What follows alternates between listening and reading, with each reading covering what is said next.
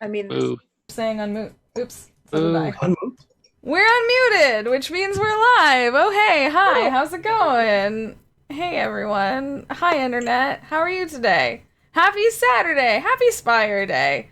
It's Yeah. great here in Spire County. Gonna be.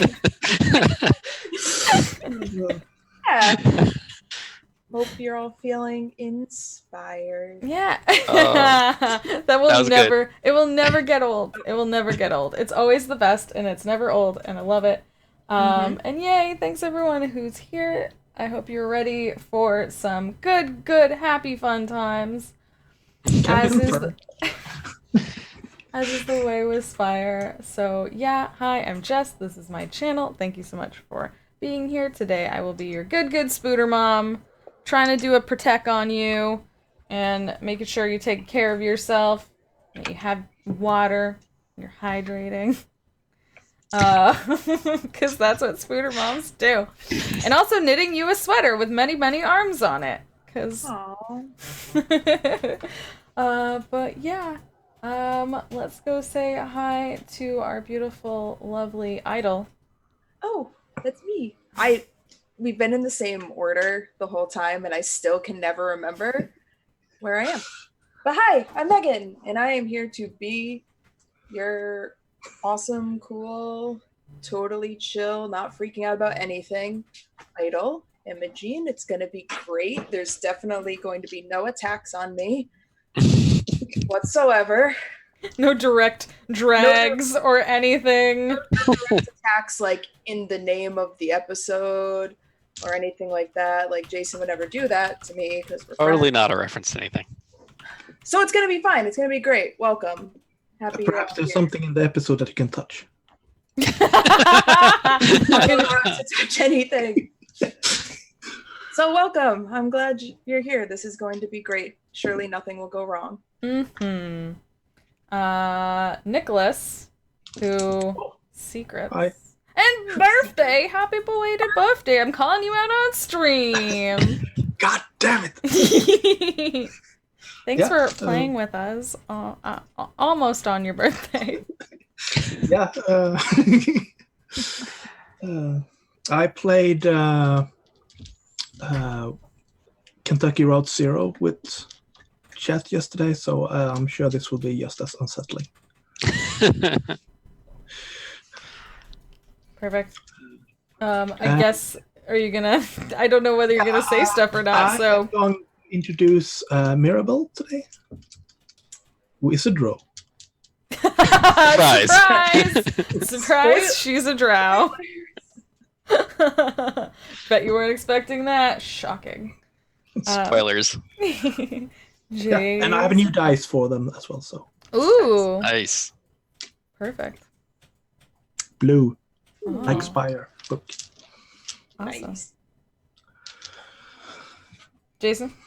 And I'm Jason. I'm the GM for all this craziness. And I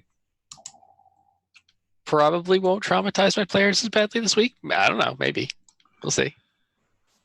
You know, compared to last week, compared to dialect, I feel like we're pretty good. Yeah, you guys are tough. I'm ready for anything.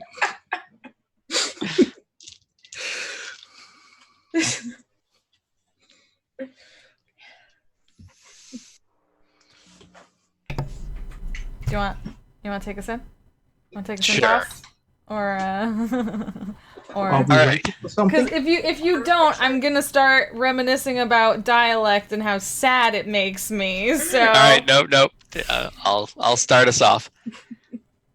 So, where we left off last time, we were in the Mermaid, which is the nightclub where Imogene Sunlight Through Glass typically performs. The three drow who had entered the Mermaid, Imogene, Kosa, and Torith, are over in one corner of the nightclub. But we're focused on someone else first. Sitting at a table in the Mermaid's lounge is Mirabelle de Charisse, a very proper name for a fairly improper lady sitting alone at the Mermaid. The drink that she has is slightly too strong. The table she's sitting at is a little bit too worn, and the chair she is sitting in wobbles ever so slightly. But she likes it here. It's a little bit too upscale, but at least you can tell that this place has stories. The allure of stories is attractive. In particular, you want to know their story, and your eyes come to rest on 4 drow emerging from the backstage area. 3 of them you've been following since you spotted them at the burned out ruins of the New Heaven hatchery.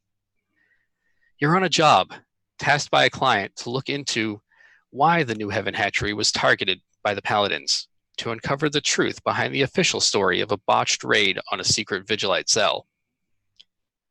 You take another sip of your drink, the liquor warming your body without the usual kick from the drinks you're used to in the works. One of the drow you're watching is known as Kahosa, and you know she's a midwife.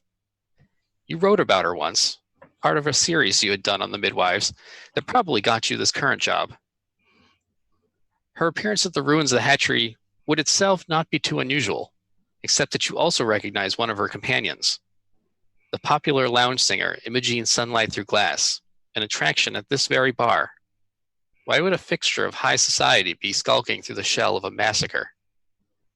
The third one who traveled with them you don't recognize, but they are cautious and curious and strange, absently clinging to an old worn tome as if it were a loved one. And these 3 are probably your best lead yet.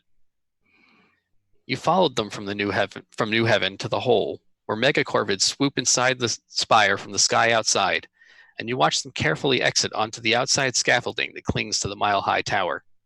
You couldn't follow them too closely there without being spotted, but you picked up their trail when they returned to the Silver Quarter and traveled to the Mermaid.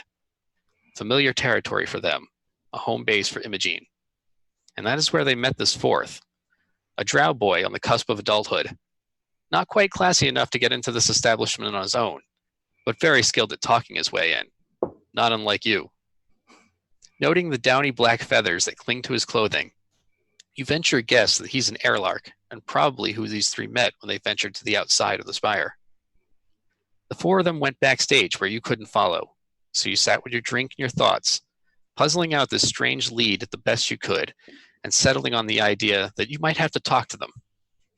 And just then, the 4 emerged from backstage, the drow boy veering off to the bar, while the 3 others huddle close in conversation against the far wall. And that's where we are. So Torith, Kahosa, and Imogene, you've just gotten the information of where the Azurite merchant is located, who sold the mirror to Madame Faye Ranyan's aide. And Mirabelle, you're sitting at your table watching them as they're against the far wall. Am I the only one watching them? As far as you can tell, you are the only one watching them. This is, this is home territory for Imogene. Yeah. And she appears to feel safe here, and you can see why. This is a friendly crowd for her.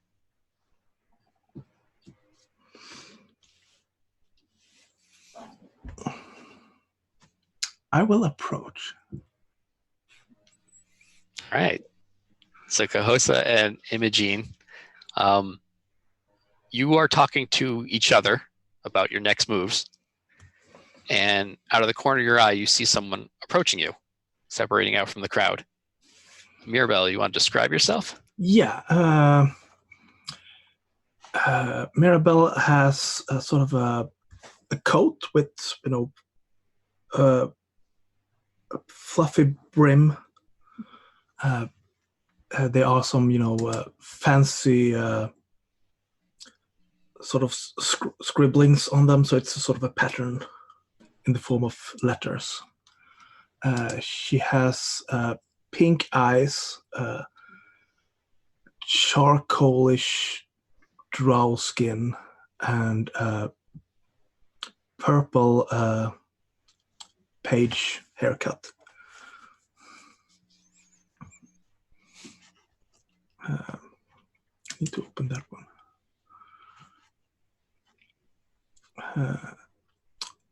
And it's sort of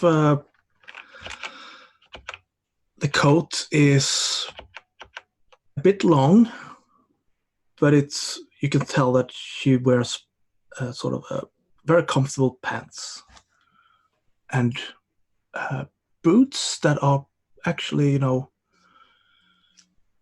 doesn't really fit in with the sort of high class. These are boots made for actually walking around in areas where fancier footwear would, lead into trouble.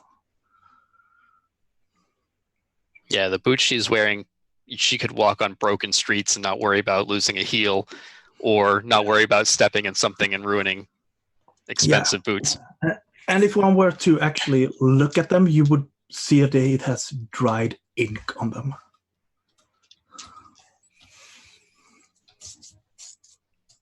Cahosa, something is vaguely familiar about her, but you can't put your finger on it.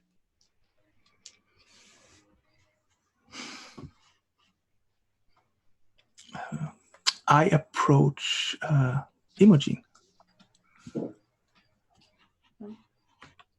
Yeah, I think once, I notice that you're coming, I'm gonna cut off our conversation with close and just turn. Yes, can I help you? I think we have met before. You are Imogen, are you not? Yes, I apologize. I don't. I don't remember having met you. I do apologize. Your name? I am Mirabelle. Oh, the Charus. Well, it's very nice to meet you. Is there something I can help you with? Yes, perhaps. I am working for the. Oh, what was it called? The Astounding Echo. Does that name sound familiar to me? That's not the one. That's not the paper that published another story about me. No, that isn't the paper that published a story last week about you. But that's a question for Nicholas. How well known is the Astounding Echo up in high society? I don't think. Let me see. I think you might have heard about it because it has a sort of a gossip column, but it's aimed a little bit more for the lower spheres, so not entirely made for the high society people. So I'm going to say where you were vaguely familiar with it, Imogen, from when you returned home. Right. That it was fairly popular back where you're from. Mm-hmm. Yeah. Oh, that's a name I haven't heard in quite some time. Yeah, you don't have to worry about me. This is not. I am not with the gossipers. I am a proper journalist. Now. Well, I'm certainly relieved to hear that. Is there something you needed me for? Yes, I couldn't help but noticing.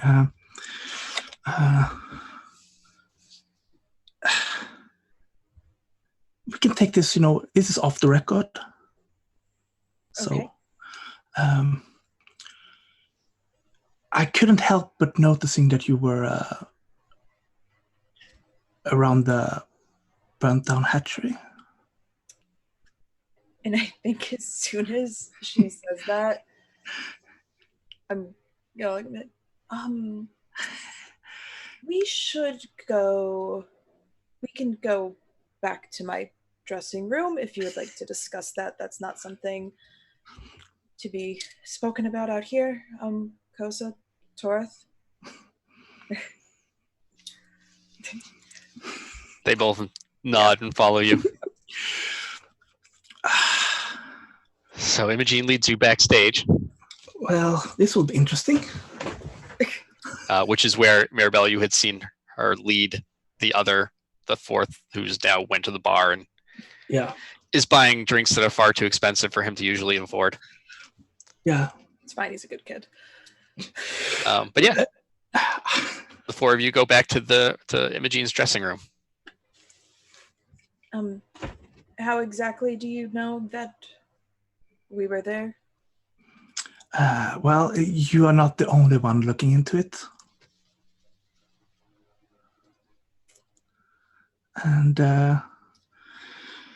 well, if you are, and I am, then I think we can summarize that other people are as well. And some of them are not perhaps as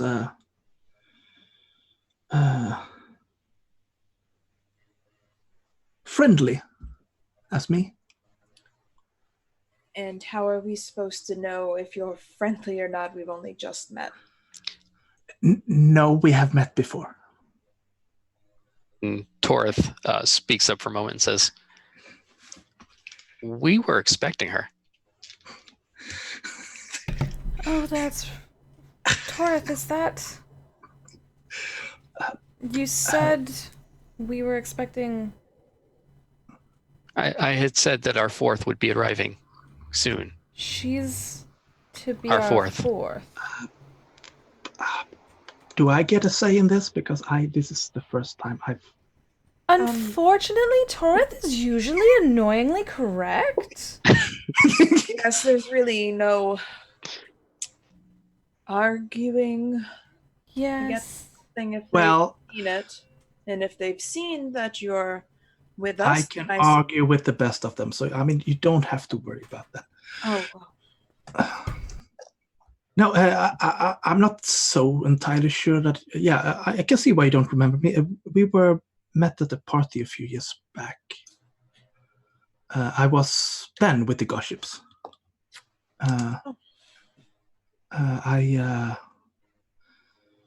Well, that was the last thing I wrote for that part of this paper because, I got thrown out, and that's bad for gossip columns. Yeah, you can't necessarily spread lies about people unless you're there to see things to spread about them. Oh, no. I did that, but I did it at the party. Oh. Well. It was very, very boring. How can you stand those places? It's just so dull. I can't. But that's hardly the point. If you have to make an appearance, you have to make an appearance. This is not the point. The point is how were you following us? Did you... Well, you stood out quite a lot when I was investigating.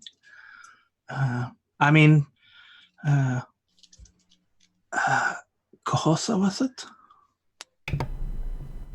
Yes. Do we know one another? Well, I don't think we've met properly. I did a sort of a... Well...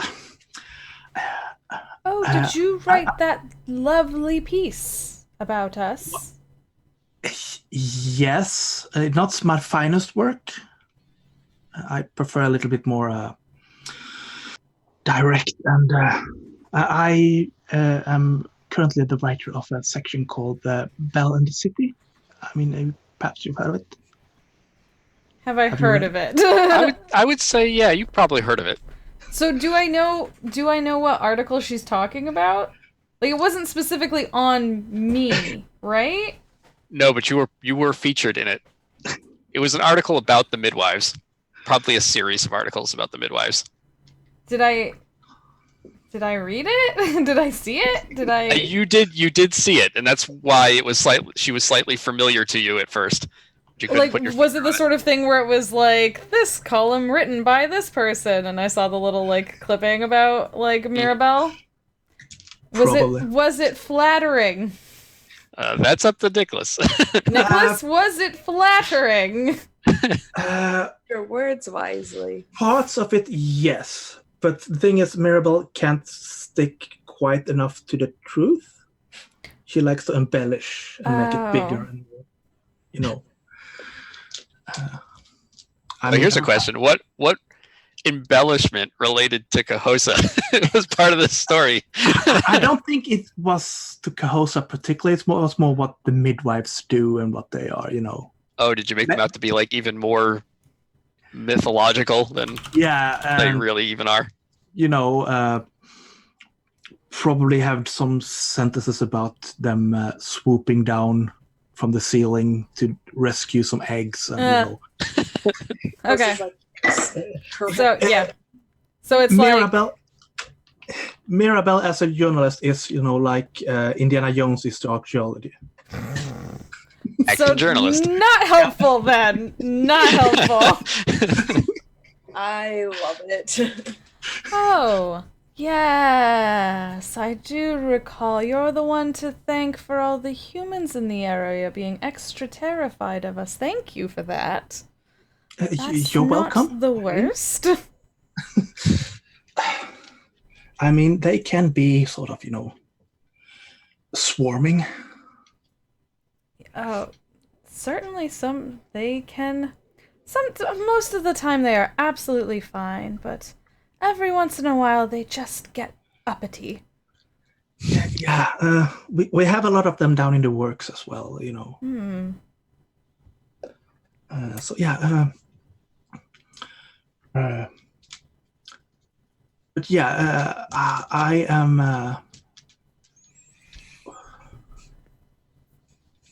So I was looking into the whole burnt down hatchery when I spotted you, and Cahosa, and I didn't catch your name, Torith.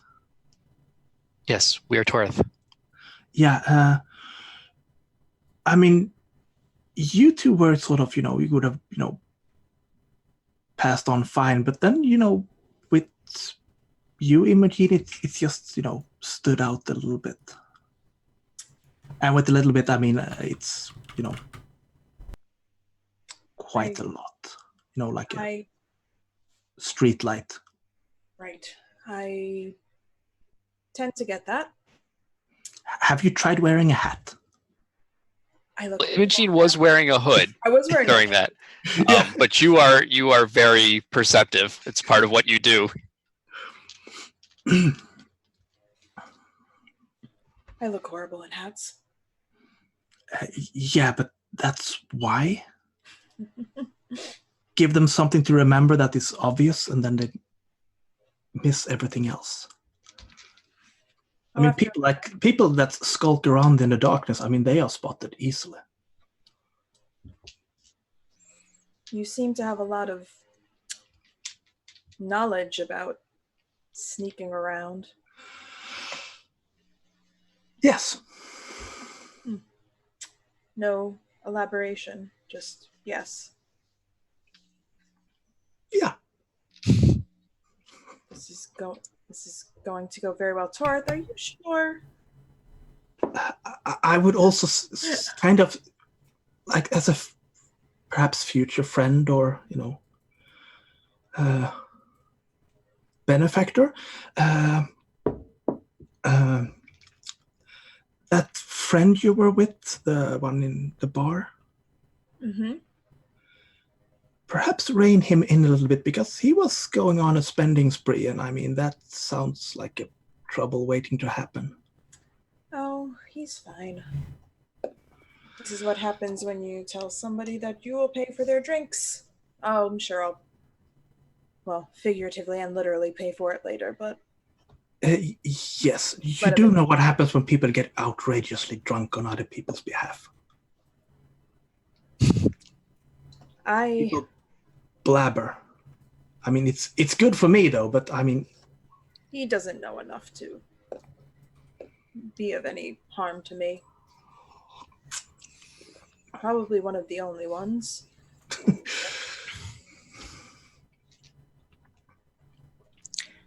So, what have you found out? Torith says, before we talk about that, what can you offer us? I have quite a lot of contacts all over the city. I know how to dig up truth and how to hide it, even in plain sight. Truth doesn't really seem to be your forte, though. Well, it is, but different businesses and stuff. I mean, I don't use it that much in my day-to-day work, but my card, and I will hand over a card. Torth takes the card and looks at the card. Yeah. And what does the card say on it? It says Mirabelle de Charouse, and then it says Grey Manor Investigations. So you are an investigator. Yes. That could be useful to us, as we are going to be investigating. I mean, you don't think I would write about that place? I mean, that would, that would make me a target for the Paladins, and no. Well, you aren't totally careless then. Sure, let's go with that. What are you hoping to get from us then, if you don't want that story in particular? I have taken on a case that leads me down the same path as you do. And what path is that you seem to already know the path that we're going down? The Paladin burned down the hatchery. Right. And I was tasked to find out why. Right. See, our path has multiple forks in it, and I believe that we're moving on from that particular route at this exact moment. I don't know if will be of much help to you going forward. Torth looks to Imogene and then looks to Mirabelle. I don't think we know exactly yet where our path is taking us. But if this investigator needs to learn why the hatchery was attacked, we are also wondering that. Do you know more about that instance than we do? At the moment, probably not.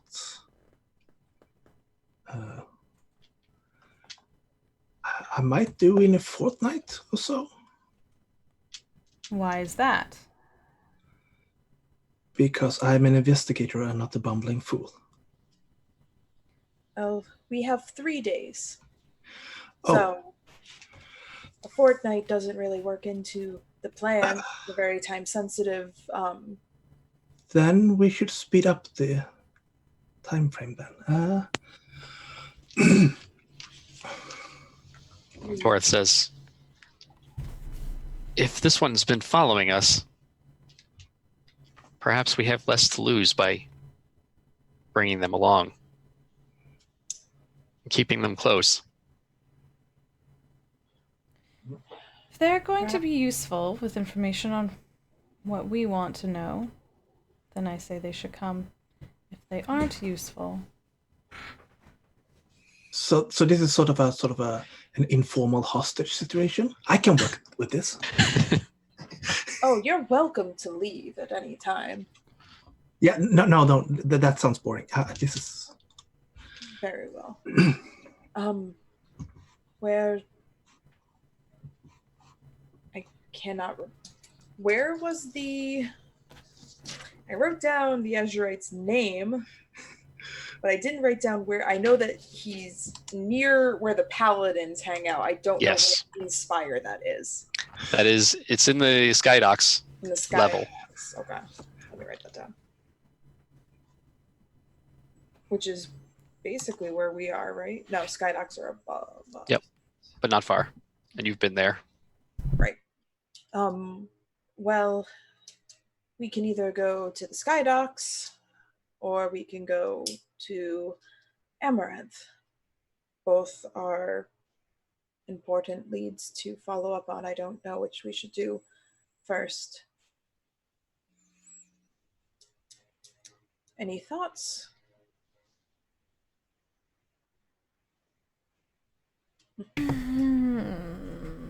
Why don't...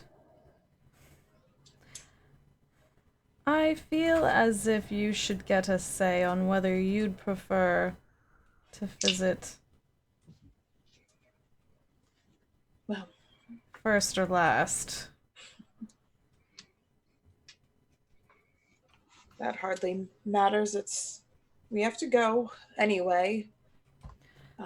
For some reason, I simply feel that that will end up being the juiciest situation, so we might as well save that one for last and go see the Azurite and see what information they have. Squeeze whatever bits of information we can get out of them and then proceed with what we know. Very fair. Just as long as we know that we are all going to have to change before we go up to Amaranth. Yes, yes. Well, at least we can... I don't make the rules. At least we've collected some lovely masks. Oh, I trust you have one as well, Mirabelle. Not on me because I was not planning to go up there, but yeah, I can get a mask. All right, well, I have many. If you should need to borrow one, but we won't have to worry about that quite yet. If we want to make our way over to the Sky Docks, I'm going to change very quickly out of my very fancy dress. And then go see a man about a mirror. All right, and I'll skip ahead to you've already changed Yes. and you've met back up. What? And We're not gonna have a whole fancy Nope, we're good. dressing scene? Like, go into her closet and see all Trying the on things? clothes montage. That'll be for Amaranth. Coming out from the closet and then go everybody around going, yeah, perhaps. Give us a spin. Like, No. no. 27 dresses style montage. I really like that mask, but not with those shoes. And then a scene of like hundreds of spiders just bringing you over the next like piece of clothing to try on. like a Spire princess. Oh, I love that. Yeah. But no, we'll skip. You're leaving the mermaid with Mirabelle, and you're heading up to the Sky Docks. Getting to the Sky Docks here is easy. It's just one short lift ride up. And this is fairly familiar territory for you because you've been here multiple times. You've just never quite gone as close to the Solar Basilica, which is the main religious cathedral of the Solar Pantheon that the Alfir follow, and also headquarters to the Paladins. But the shop itself is maybe 2 blocks away from the Solar Basilica itself. And you follow the address that Dash had given you. And it's a fairly indistinct building. There is a storefront to it. There's a glass window. But the glass window itself is just full of mirrors and knickknacks and antique pieces of furniture. And the shop itself is fairly dark. But there is a sign scrawled on it, hanging from it, that says open. Can we all make an agreement not to touch anything? I'm feeling like I'm missing some. No, you're not. Yes. Not touch anything. Okay. Gonna like just roll my eyes and open the door. Like, yes, called out.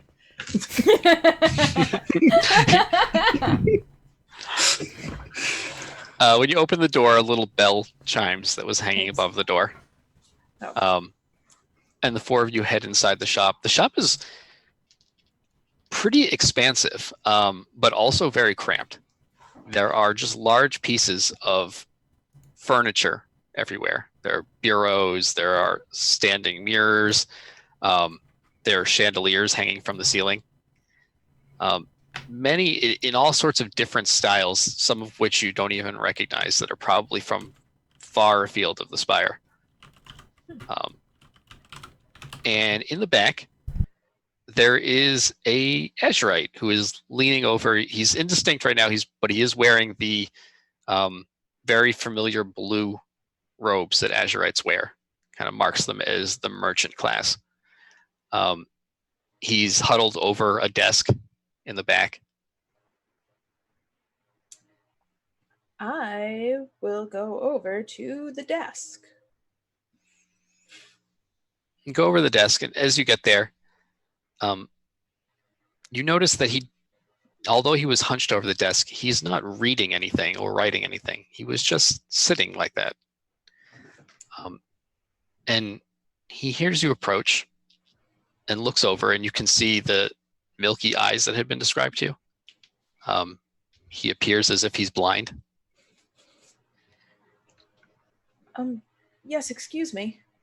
Yes. I was wondering if you'd be able to assist me with something. Are you Eli by any chance? I am, and this is my shop. And what a lovely shop it is. I'm here because I saw this gorgeous mirror in the home of Madame Fearanyan, and when I inquired after it, I was told that it was purchased from you, and I was hoping that perhaps you'd have something similar to it. I've been looking everywhere for a nice mirror for my dressing room. Madame Fearanyan, you say? Yes, though it was her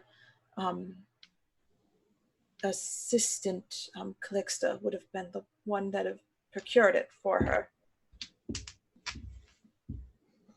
I do think I remember that.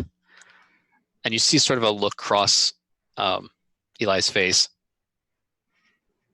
One moment. Let me check with my assistants to make sure I have the mirror right that I'm thinking of. Oh, of course. Can I ask a thing? Yes. I want to use my ability Nose for Trouble. Okay. Once per scene, ask the GM what's weird or out of place here. Okay.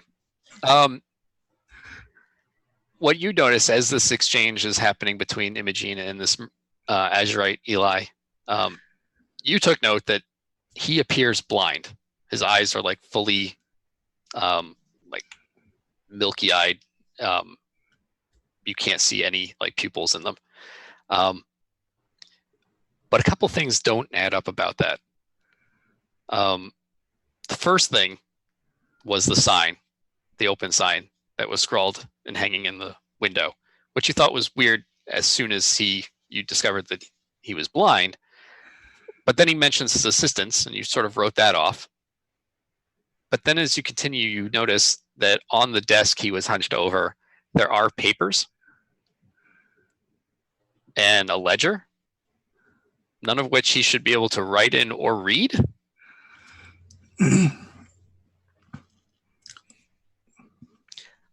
So I will then put my hand on his shoulder as he tries to leave. Okay. He stops and... Yeah, how about I go and fetch your assistant for you? Oh, my assistants, they won't know you. Perhaps not, but we can shout for them. Hello, we need your assistance down here. And then Eli says, oh yes, Barracks, I could use your help. And you do see a younger drow come out from the back.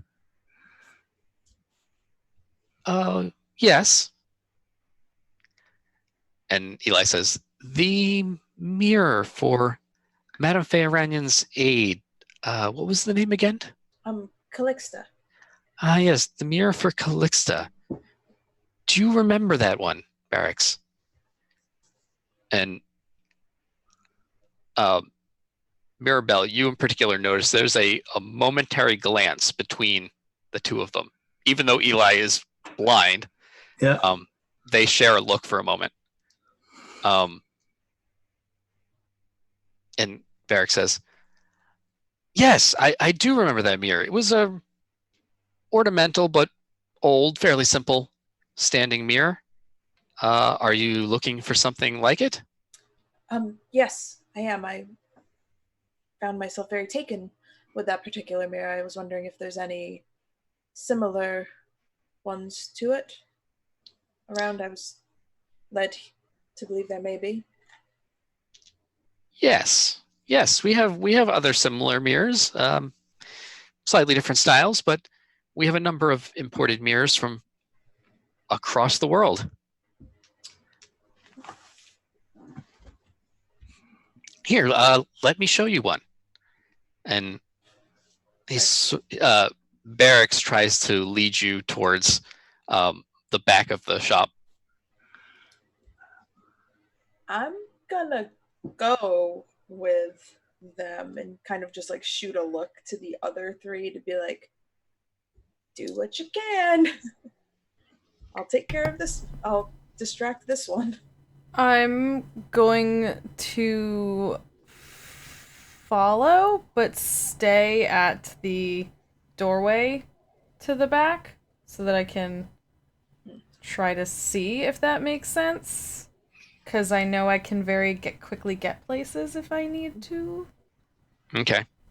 And as you're doing that, Eli kind of shuffles past you, like sort of how you like exchange positions so that you can go towards the back more. And Eli's moving more towards the front of the shop. Yeah, no, I'm not gonna let him do that. You can stay here with me. I have some questions. Oh, I absolutely. I'm not going anywhere. Just making room for your friend. What questions do you have, Miss?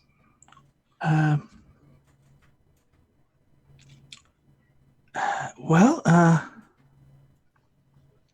this is going to seem a little bit unpolite.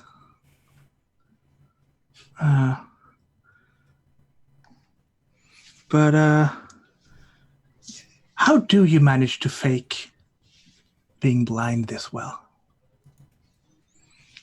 Oh, I'm so glad I'm not there. Yeah. You can't just ask somebody else. Yeah. Mirabelle. Oh, this is gonna be great. This Yes. is great. Opposite ends of the manners spectrum. Make a compel plus occult roll. Oh lordy. Oh. That's 3 dice. Hell yeah.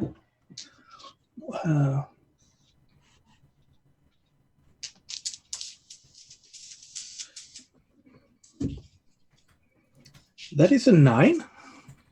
Hell Excellent. yeah. All right. When you say that, Eli visibly like flinches a bit,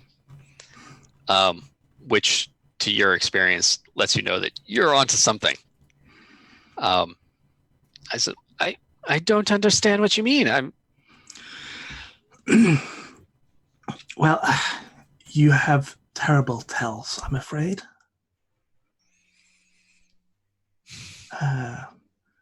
If you just, tell me and my friends what we want to do, what we want to know, we'll be out of here and you will be in no trouble.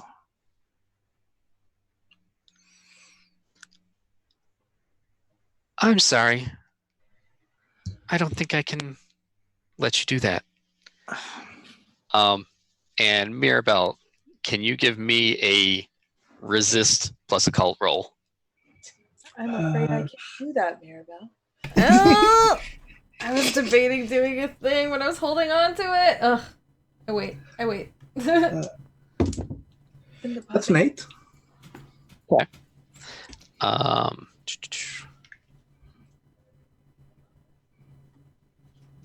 That is good.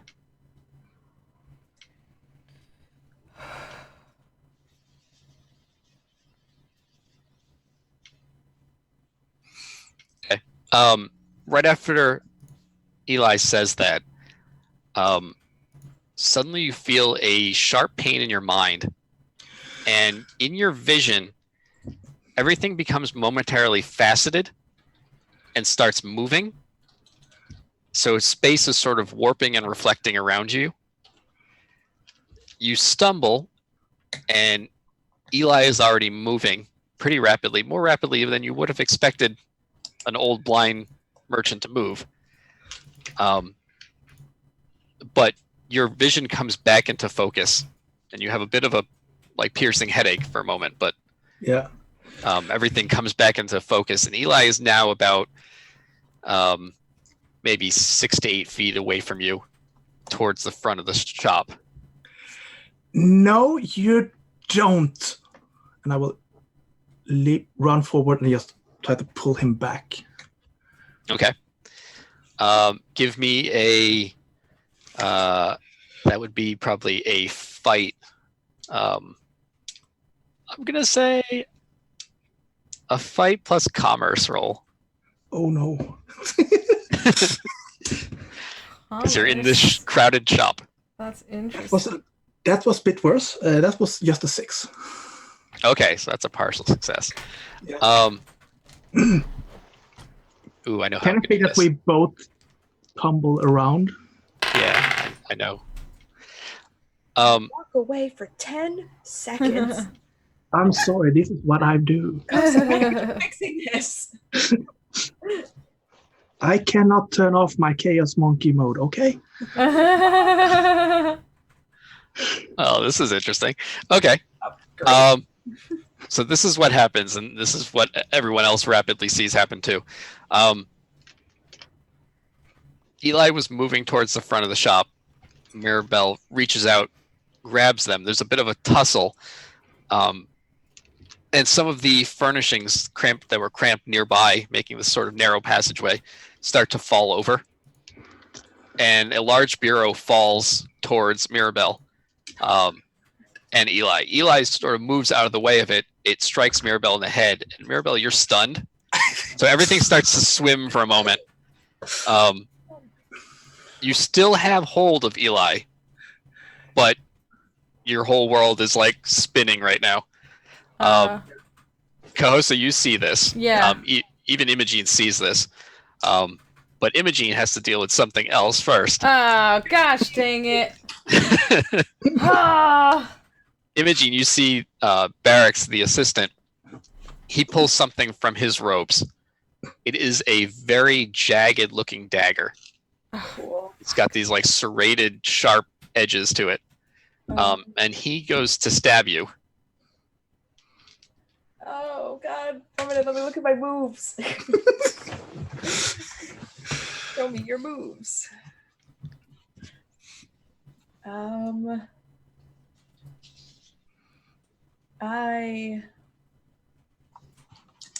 Crap. Crap.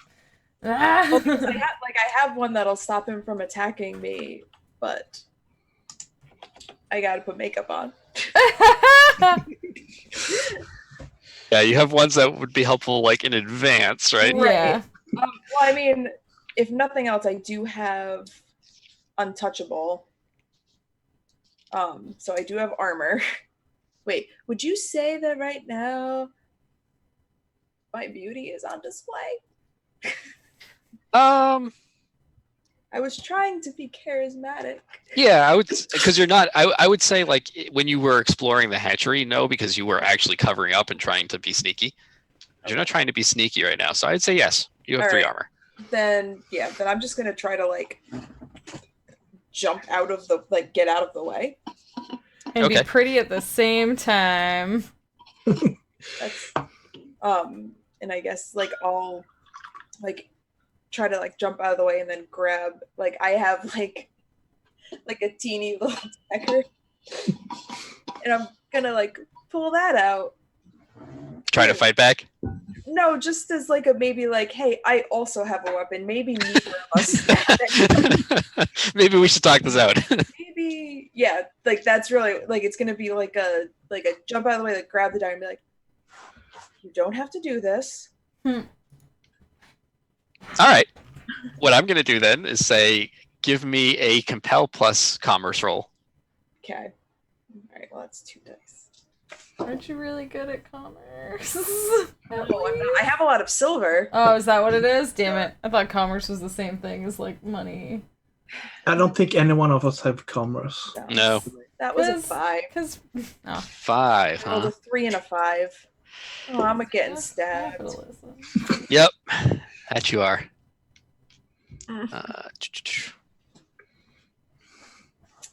Yeah, she's not built for this. Damn it, now I'm torn between whether Kosa would go to help Imogen or Mirabelle. Somebody's trying to do a murder on me. I'm famous. we- You can't just do a murder on me. We need the Azurite. So yeah, the assistant pulls out this really brutal looking dagger and swipes out at you with it, kind of clumsily because there's not a whole lot of room to move here. You take out your dagger and you try to like sort of talk the situation down, but he just lunges forward and slashes at your side, and it sort of tears. Like you can hear a tearing sound, and you can feel like blood, warm blood, on your side. God damn it. Yeah. I'm gonna like hold my hand to it and just say, like, you don't need to do this. People know that I'm here, and they'll know you had something to do with it if I'm to go missing. Kahosa, what are you? Ah! You are literally in the middle of these two situations that are playing out. In the middle of these two things happening! Ah! God damn it. Like, I don't know, because This is the trolley problem. I would, I would instinctively want to go do a martyr for Imogen if she looks like she's gonna be seriously harmed and take fallout, because that's what that is. I mean, you did just see her get stabbed. Ah, but it's too late. Like, I had to have already done that. The martyr only works. Yeah, she didn't take fallout. Yeah, her martyr only works if I can interrupt a fallout. That's literally what that move does. So, that's not a thing. So, I think what happens is that Kosa sees Imogen trying to talk down the situation, and she sees Mirabelle is stunned, and the Azurite is very close to getting out the door, and I think she's going to go try and stop the Azurite, and I have that weighted chain, and I want to just, like, get there and, like, wrap them, like, in the chain. Like, throw it like a bolo. I don't think I'm skilled, like, Mirabelle's right there. I don't think Jason's gonna let me be skilled enough to throw a weighted chain, wrap it around that person, and not hit Mirabelle. Yeah, that would be an interesting role. I don't think Jason's gonna give that to me. Have you met Jason? Not for free. So, Nothing's free. therefore, I'm gonna say I see what's happening to Imogen, but I think she has a better handle on that situation. Probably. I'm gonna run over to the Azurite and try to Eli, right? And try to literally just get up and wrap them in the weighted chain and, like, hold them. Okay. Give me a fight plus commerce roll with a difficulty of 1, so you lose 1 die. That's so rude! How dare. Because not only is this space cramped, but a dresser like has just fallen on Mirabelle, and you're having to work your way around that situation to get to the So I would Azurite. naturally have 1 for the situation, and then another one because I have fight, but I have to take away the extra 1 now, don't I? Yep. Wow, Jason. See, and you think he would have let me throw the weighted chain and get this? I would have just instantly been dead in Jason land. Lightning strikes you and you're dead. Yeah. Okay. Yeah, that seems right. Oh, spider! I got spider! That's a crit, right? Yeah. And what's funny is I didn't mean to. I dropped it. It was a fumble. Still counts. So tell me how you dramatically get like past this fallen dresser and stunned Mirabelle She's a to get spider, baby. to pounce on this Azurite. Yeah, I think that Kosa just like almost drops down, like not quite on all fours, and springs forward really low and stands up and like wraps almost like in under and around. Mirabelle, you're the world is still like spinning for you, but you see this sort of happen, and maybe the stories you wrote were true about the midwives. Yeah, because you just Maybe. pounce on this Azurite, you wrap your weighted chain around them, and they're now struggling to move, but this chain is binding their arms together. Yep, I would prefer if you not go anywhere, please.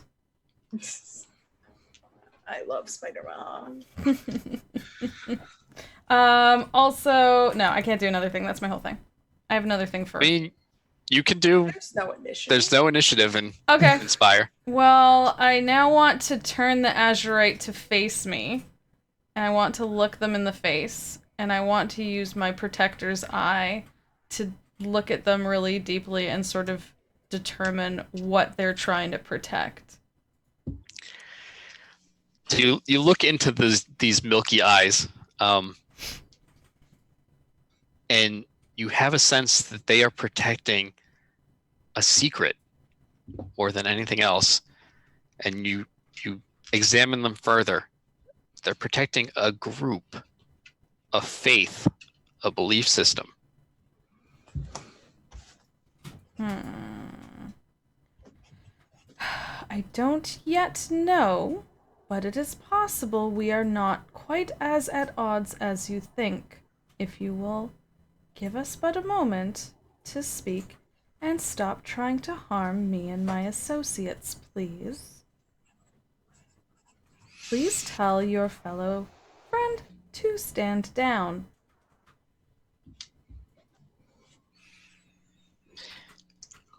Barracks, cease stabbing the customer. Cease stabbing the customer, please. I am leaving a 1-star review on YouTube. I We'll will yell for you. ruin this business. Yeah. Imogene knows people. I have clout. I will bury you. Yeah, this place is dangerous to customers. So I mean, out of 3 customers, 2 were damaged. Yeah, you Mirabelle have now pushed the dresser so it's standing back upright and starting to get your bearings again. And Barracks lowers the dagger and slips it back in his robes. Please, after you. I am going... I am not letting him follow me. Yeah.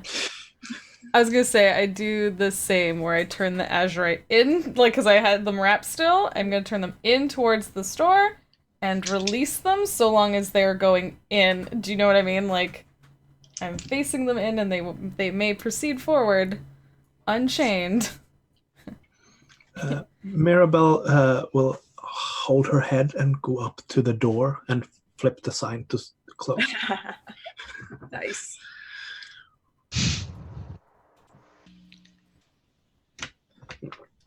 Why are you here? You're clearly not here to shop for a mirror. Well, half true. We were here to find out about a mirror. You're not stupid, I can tell that much. You clearly know what we're talking about. I do. And? And what? I sold the mirror to Calixta. Where did it come from? What does it do? Why did she want it? Anything? The two of them look to each other. I'm afraid I can't tell you any of that. I feel like that's wrong. What do you want? in exchange for what we want. Maybe we can come to some sort of amenable agreement. Or I could go tell those who are of social interests in the circles I follow in and put your shop so far under it's going to be in the heart.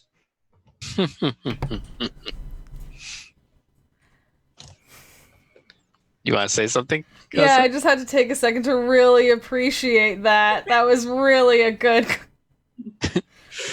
really good statement. She just got stabbed. She's really upset. So like holding, like be like, yeah, it's cool. It's cool. Stabbed. It's just such an excellent in-world comment. I liked it. Yeah. I don't know that it's the shop they care about. I understand if there are people and things you wish to protect. I am a midwife. I understand wanting to protect people and things that are important. I do not wish to do harm if you are not intending to do harm either. It is simply we are looking to correct some things that have happened, and your mirror might give us information we need to do some good. All right, co-host, give me a compel plus occult roll, difficulty 1. You know that I helped. And you can help if you want to add a die. Yeah. Okay. Okay, because, yeah, I should have had 2, but then someone made me take one out, so now... I have 2 again. Yeah, I'll take that one. Thank you for the support. I do need it.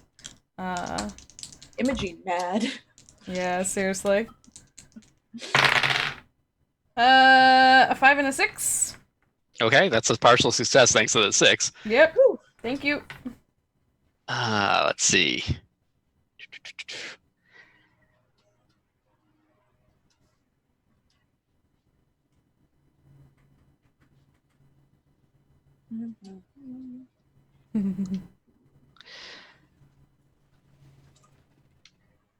Okay.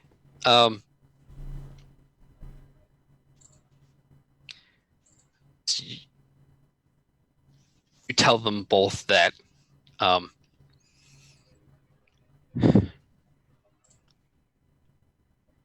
we want you to leave us alone and stay out of our affairs.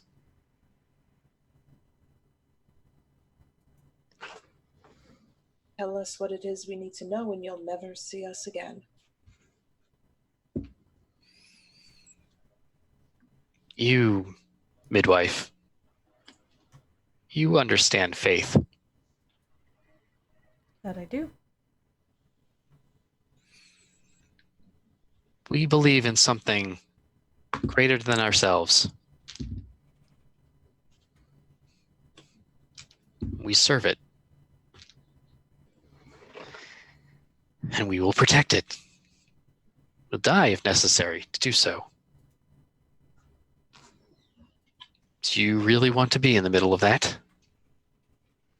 It's not necessarily that we want to be any particular place. We simply also have things we need to do and problems to resolve, and we must do what is necessary for that. We do not have anything personally against you if you are not doing anything to harm us. But we need to know these things in order to move on, so please allow us to move on and just give us what we wish to know. The two of them exchange a look again, and the form of the Azurite shimmers and gets hazy and indistinct for a moment. And it's almost like their features start to change. Mm-hmm. They're still a drow, but the eyes become clearer, the skin becomes smoother, they become a bit taller. And then the same happens to the assistant barracks. whose features change, and Barracks, their hair gets longer and their features get more fine, and Barracks' new form is a drow woman. Imogene, you recognize these two in their new forms. They were also in the gallery.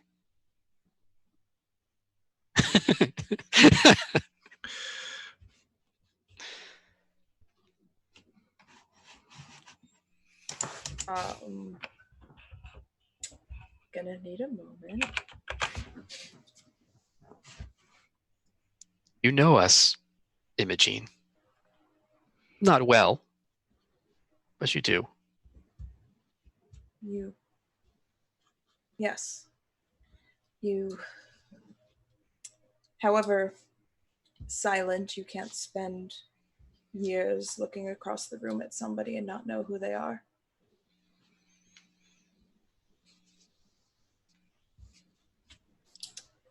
You were not part of us, though. Not truly.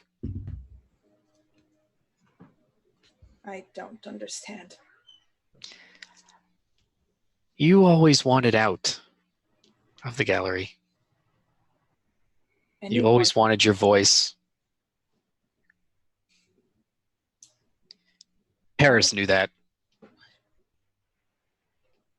Didn't all of us? Who willingly wants to be in a place like that? At first, I was like you. I didn't want to be there. But I grew used to it, and I was shown things. Shown how I can make a difference for the Drow of the Spire in my own way.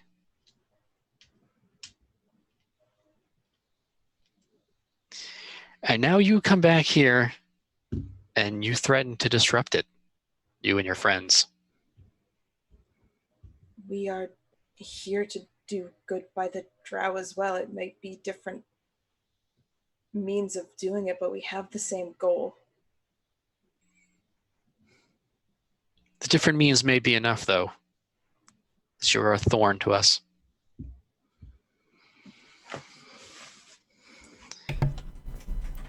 Can you help us to understand the different way you work, that you think it helps the Drow more? Perhaps you can convince us of something that we are not seeing, or give us a different perspective.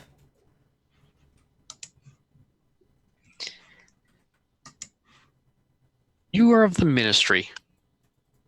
You can deny it, but we can tell. And we've been watching you.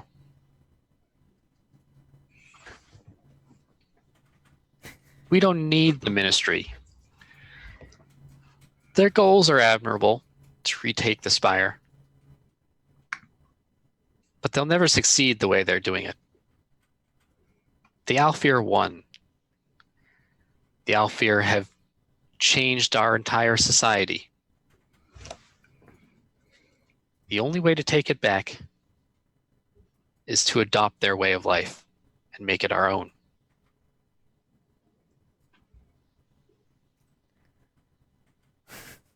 You can fight and die against the Paladins and against the Guard and against the Alfir, or you can become them. Then you're just a monster like they are. That's all relative. Who is the monster here? Your revolutionaries? How many people have you killed for your small successes that will never free the Spire? There is no blood on my hands. Actually, there's literally blood on your hands, but it's your own right now.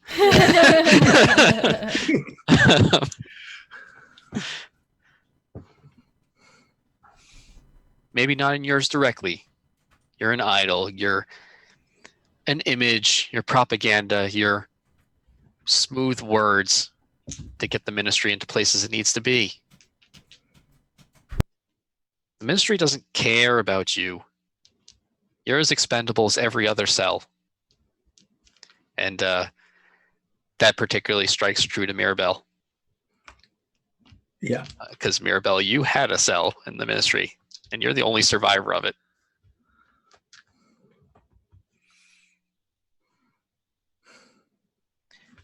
We've been shown a better way to take their power right out from underneath them without them ever knowing it.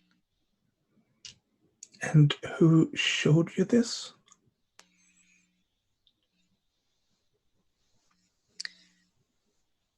The masked god.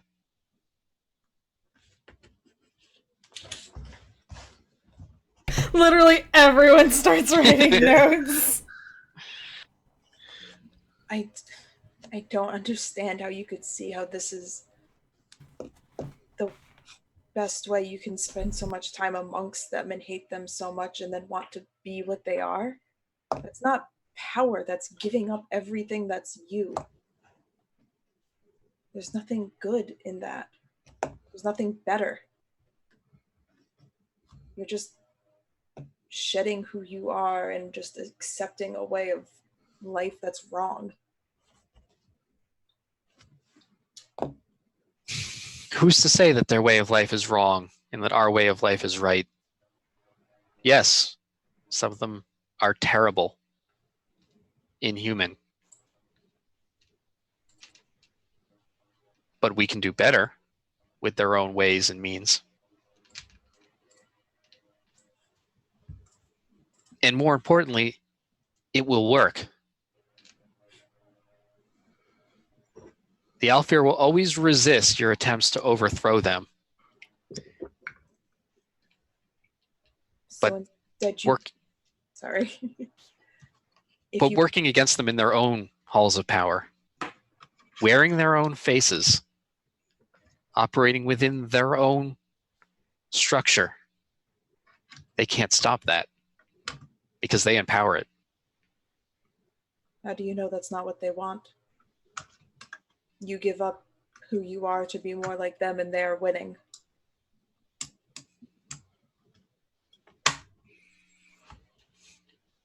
Doesn't matter at that point. We survive. We'll be in charge. Surviving, but it's not living. Living can be for generations past us once we succeed.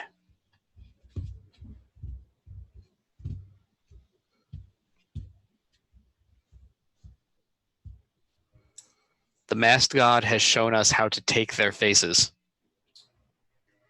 how to become them. Soon we will control every avenue of their power here. No one will know because it will all look the same.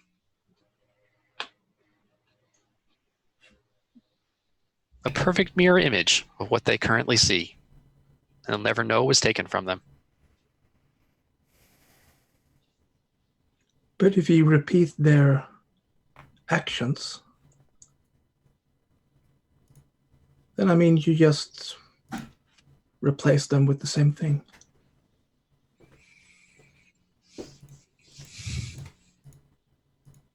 No, we will do better.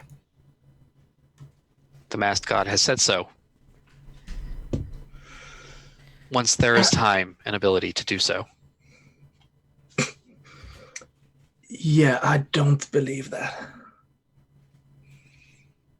I'm sorry you don't believe in our ways. That's why I fear we can't work with you. That's fine. We don't need to work with you. You can still give us the information we need. Tell us what we asked about the mirror. What you know of it. Mirror is how the masked god speaks to us. Any mirror? All mirrors? The masked god can appear in seemingly any mirror, but this mirror is special. The Azurite, the actual Azurite Eli, who ran the shop, didn't know what he had. But the masked god spoke to Calixta, and Calixta knew. Calixta took the mirror.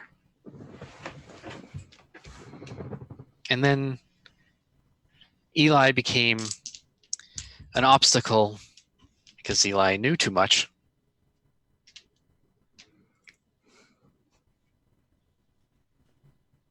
So Eli was replaced.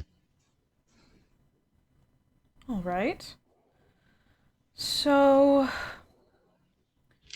Calixta got the mirror, began speaking to your god. You came in here to remove Eli and support them in that way. You are all trying to replace what exists with something better from your view. And that's it. You're simply working up. If you were able to replace anyone, why replace the one drow on the council? Why not remove an Alfear and replace them? Why not? If your intent is to do better for us, for the drow, in this way, by slowly replacing and adjusting what they do ever so slightly, I think. Oh. What were you hoping to accomplish by specifically removing Madame Feyranian? Give me a compel plus high society roll. Aha! Is there a difficulty on this? Not in this one, no. Yeah. Now I have 3 dice and watch me roll, like, all crap. Like... Oh, don't speak that into the universe. Ah, I got spider. Hell Nice. yeah. Okay. Spider. You think you're getting through to these two drow? Like... Kosa does not like them at all, but she's just playing real nice right now. She's like, Yeah, like behind your facade, your mind is trying to work out how they're connected to the hatchery. Kosa, Kosa was biting her tongue with so many insults and things, and just like, normally she would be much more snappy. But, yes, Madame Feyranian. The masked god has given us gifts, Calixta in particular. But those gifts have limits. We can take the forms of others, but we need to know them. The more we know them, the more convincing the disguise. So, Calixta was familiar enough with Madame Feyranian being her senior aide to take her form and to replace her in all things. But we have a plan to get beyond these limitations. Calixta does. She's the wisest of all of us. She is.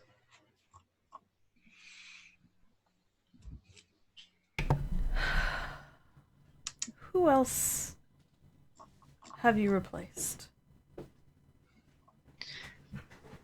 Are there others from Paris's menagerie? Is Paris replaced? No. But Paris works for us now. They seemed rather cozy. Paris, in some way, we owe a lot to Paris. Imogene was always outside of this because she always resisted being at the gallery. But Paris saw something in some of us. How well we could slip into roles. How we could chip away everything that we knew of ourselves to become someone else or become nothing at all. And when the masked god found us, the masked god saw those as strengths.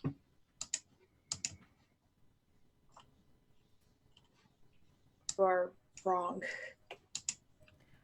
Oh, well, I'm sure they're not wrong in that a masked god would love a blank canvas with which to work on. None of this makes you strong. It makes you weak. It means you've given up.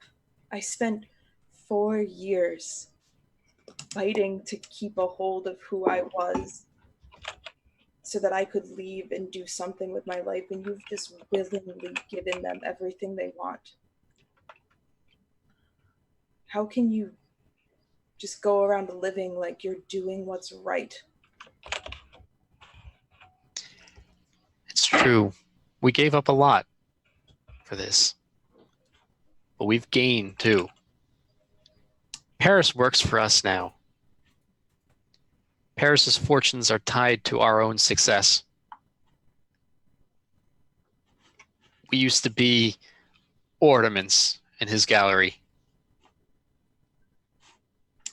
Now he moves to our whims.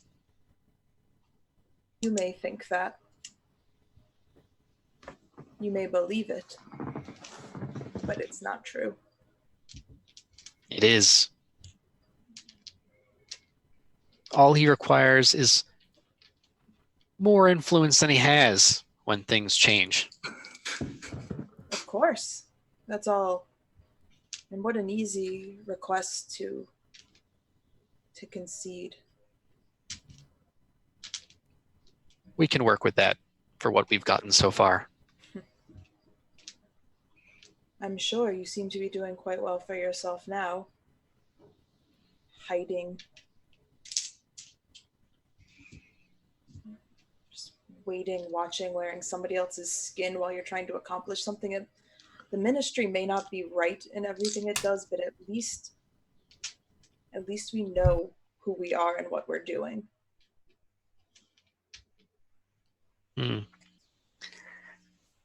It's sweet that you believe that. Have you seen this masked god yourself?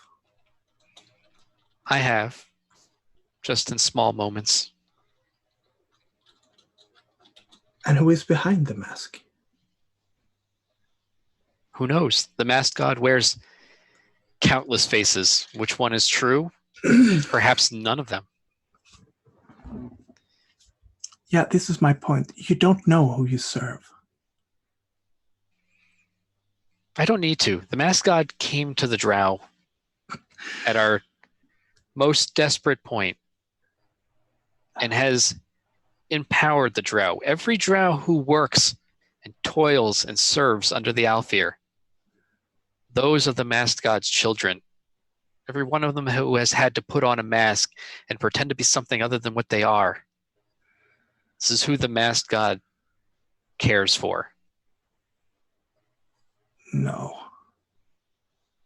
It sounds to me like the masked god cares more about themselves and building a power base. You are just as disposable as we are. Lies. You're right. Probably more disposable than we are if you really think about it. Yeah, because they can be, anyone can be them. Right. They're already bought in. There's no convincing required. Just When someone has Not disparage the masked god. oh, I wasn't disparaging the masked god. I was disparaging you.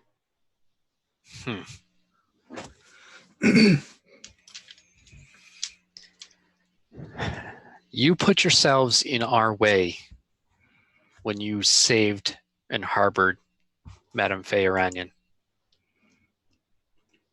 You should have stayed well enough alone.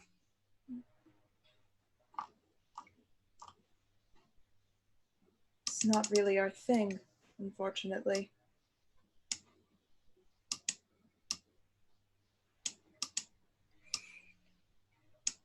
And what is your next move?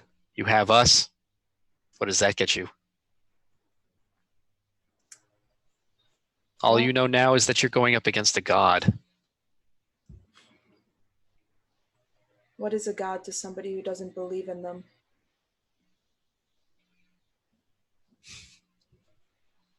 Your god will fall just as you will. We will move on.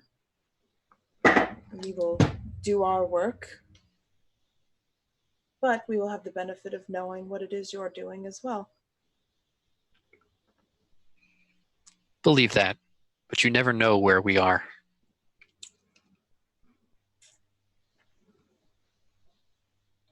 Fair. I suppose you do have that particular advantage on us. But we have our ways of knowing. And Imogene's gonna look to Torith quickly. And then, Torith just smiles. you don't scare us. Can I use another of my abilities? You can? I'm going to use my other, a nose for trouble. I definitely have to message Grant and ask about whether this was intentional. Civilized society is one bad decision away from descending into chaos. Mm-hmm. You make those bad decisions. Grasp a situation, ask the GM what action would cause the most trouble. If you perform that action, roll with mastery. Oh boy. Oh, Lord. What would cause the most trouble here? Yeah, that's one hell of a loaded question. Yeah. That's why I picked it. That is a fun ability. It is. I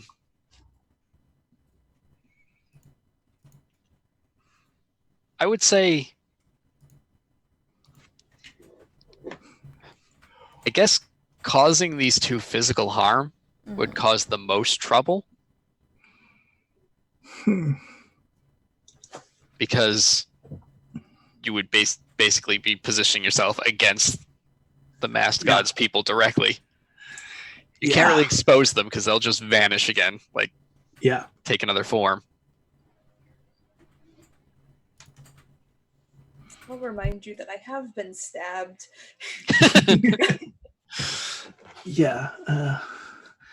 But I don't think Mirabelle is quite into the whole, stab for stab thing that Florentine were.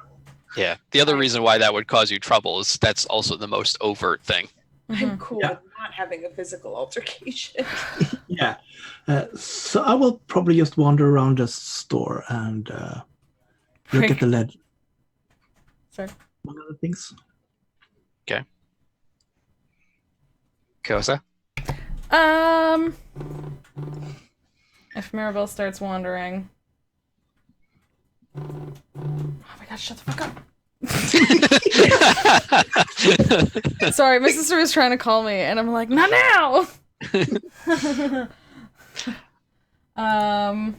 We can take our break now. Okay, but I have one thing before we go to break. All right. Yeah. Because once again, Kosa was biting her tongue and not participating in the insults as much as she has previously been a sassy pants. Mm-hmm. When there's a pause, she will look at them and ask, did you have anything to do with what happened to the hatchery?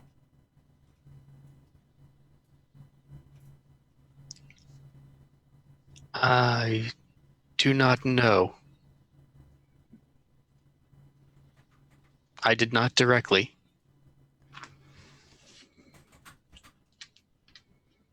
Did your masked god instruct someone in your cell or larger group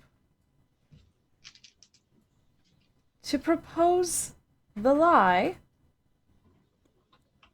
that they were housing terrorists in order to get the hatchery destroyed? I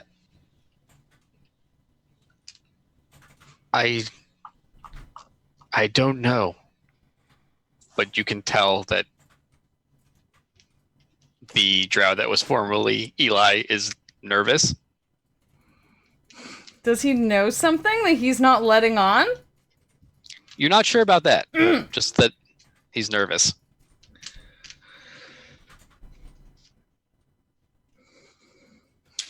I think any more time spent here is time wasted. You're welcome to stay and further question, but if you excuse me, I'm going to go and wait outside. I'm gonna stand up and walk away with my stab wound. My stab wound and I are gonna go outside. My stab wound and I are getting some air. Yep, we're gonna go get some air. Air is really good for stab wounds. I'm really debating a thing right now. I can see you look conflicted. I'm sorry. I will talk loudly from where I'm looking through the ledger and stuff. And if you know something, it would be better for yourself to admit it now, even if it's just suspicions, because it will just be worse when Kahosa finds out the truth, and it will be. I will look at Kahosa and go, quite terrible. I mean, I of course will have to write about it, and I don't have to embellish a lot.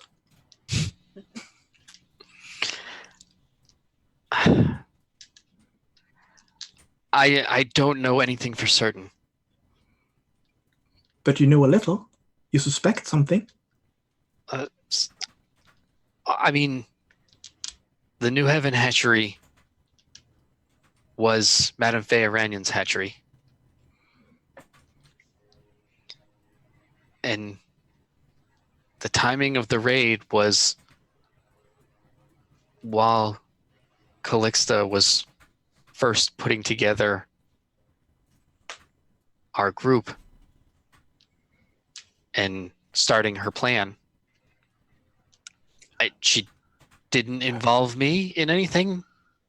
Her plan, not the plan of the masked god. Well, Calixta speaks to the masked god often. The rest of us see hints, and occasionally they will come to us. But Calixta holds the mirror and speaks to the masked god frequently and carries down their orders. Yeah, this sounds more and more like a pyramid scheme to me. It's a cult. It's a cult. Religion. Star wipe. I don't know if there's any connection. I just know that the timing. Yeah, and this doesn't make you even question a little bit, the masked god. We are here for the benefit of the drow. Let's burn the fuck down a hatchery? We could not have done that. That was the paladins. Yeah, but you could have directed them there. And you know how the paladin reacts to even the slightest hint. We couldn't have.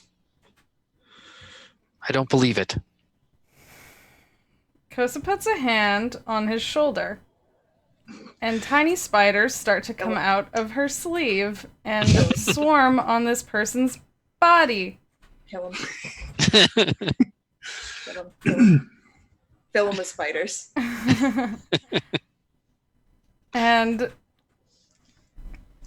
she... These are the other sweetlings that you haven't used, right? These are the other sweetlings that I have not used yet. These are the dagger weavers. Now I wish I was there to see this. You stepped outside. This is probably for the best. Probably needed some space.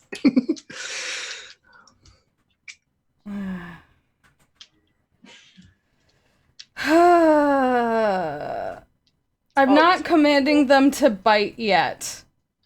Okay. They're just swarming for now. Which it describes these spiders are fast and they swarm all over the target. Yes. And that they have a nightmarish venom to inject should I command it. And also, normally they're a spread weapon. So are they spreading to the other guy too? Or the other woman? They're starting to. Yes. Kill him. And you see both of their eyes are wide now. You don't want to do this. This is a god fight. My god's better than your My god can totally beat up your god.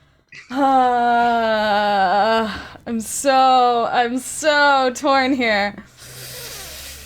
They hurt my feelings real bad. You should just kill them.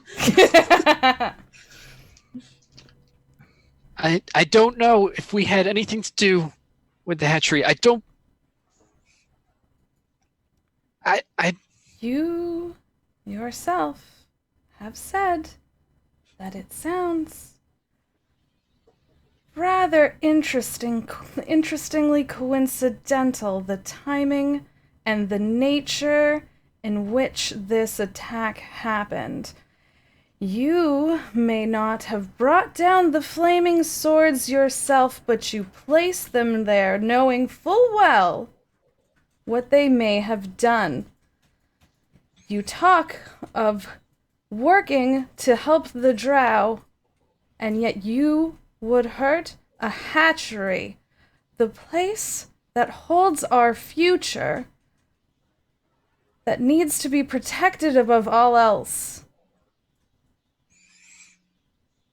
These spires are starting to swarm like around his face, and his eyes are like darting back and forth as they're crawling on him. The hatchery. Yes? They have her blood. No. They had her blood. They could prove that we had taken her identity.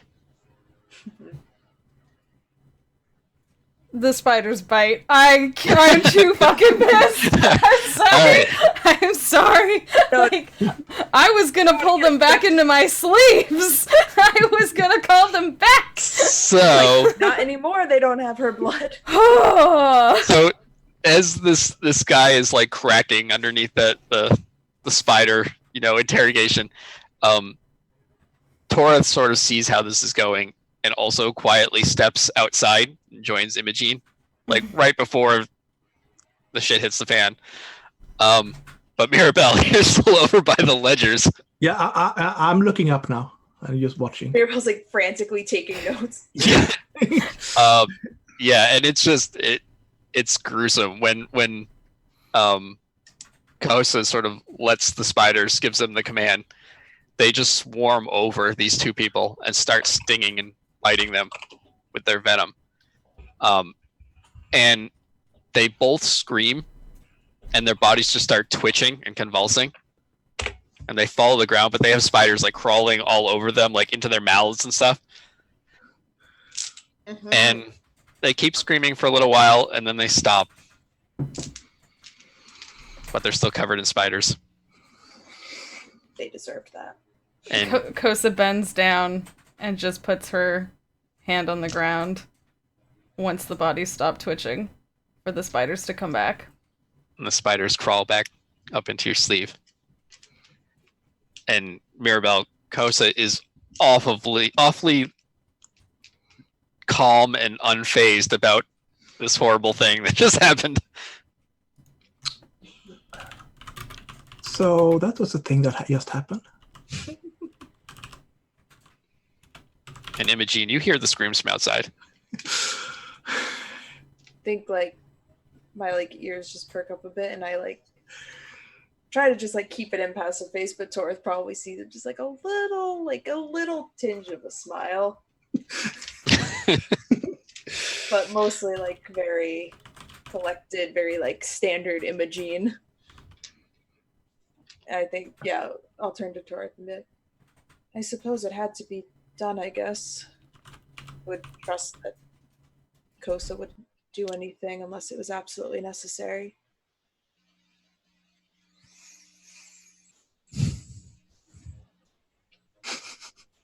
Okay, so I think with that, we'll take our break a little later than I anticipated taking a break, but I think this is a good spot for it. Yeah. That's a great place to take a break. Not too spoofy. Everyone, give yourself a moment to recover from. I'm sorry. Normally, Spider Mom is a sweet protect, but sometimes her protect is a scary. Just go look at the sun and smell a flower. Yeah, just go look at puppy pictures. Yep, I was saying, watch a cat video. Yeah. Just remember your Spooter Mom loves you very much. I'm so sorry that she did a mean. Normally she doesn't want you to see that. But she would do it to protect you. Yeah, she's just trying to protect you. But we'll be back in a few minutes. Thanks so much, everyone, for hanging out. We'll see you in a few. Go get yourself a drink, go get yourself a snack, and we'll be back. Great. Bye.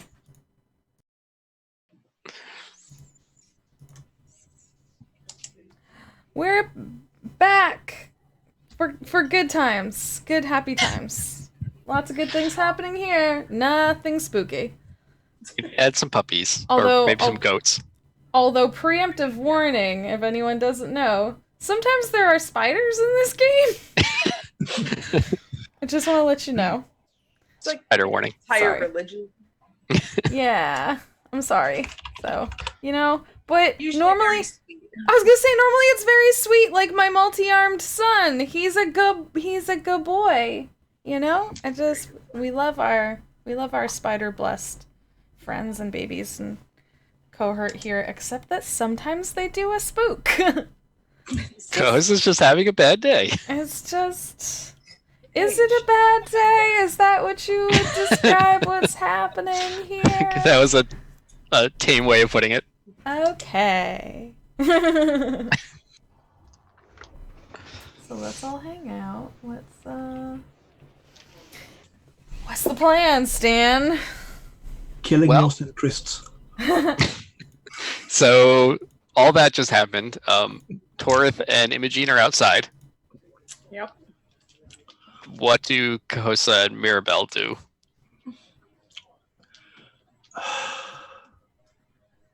Oh, I didn't think we were gonna come back to the scene quite like this. Kosa just cleans up her mess a little bit, like just collects her babies. Mirabelle will speed up going through and see if they can find some sort of links to other places. Or, In the ledger. yeah. You look through the ledger and everything, but you don't find anything that's suspicious. It looks like they have been, for however long they assumed Eli's identity, they've been running the shop as a shop. Okay. And have been careful not to include anything that would link back to anything suspicious. Can we find anything on their Bodies? body? Yeah. Yeah. Can Can I just... If Mirabelle's, like, clearly doing a very smart check on the ledgers, like doing a now more in-depth investigation, then that's when Kosa will clue in and be like, oh, yes. Like, I guess I will look at these. Okay, you search them. Find pictures of their families. And they don't have very much on them. They're wearing the clothing that they were wearing in their other forms. So they're both sort of wearing blue Azurite robes still. There is that jagged dagger that the assistant had. Okay. When you get a closer look at it, the blade is made of what looks like crystal or glass. And it's got like sharp kind of serrated edge to it. So there is that. Can And I take it? You Can I can? show it to Mirabelle? Do you recognize? Sure. I- Nothing doesn't ring any bells to you. It's a interesting looking dagger, but yeah, it's got some blood on it. What? Well, no, I'll keep this. I haven't seen anything like that, but then again, I don't think I have come across these people. I hope I don't have come across people. What if... No. Well, it does I seem don't think my editor is one. Mirabelle's gonna have a big conspiracy board. Like, who are the true people? You never know. You heard them. Masks could be anyone. Yeah, but For all I know, and Kosa's gonna point the dagger at Mirabelle. For all I know, you could be one of them. That wouldn't be very nice. And she's gonna stare Mirabelle in the eyes and wipe the blood off the dagger. Wow. Mirabelle will look up and think about it for a little while and then go, no, I'm me. I'm pretty sure about that. All right.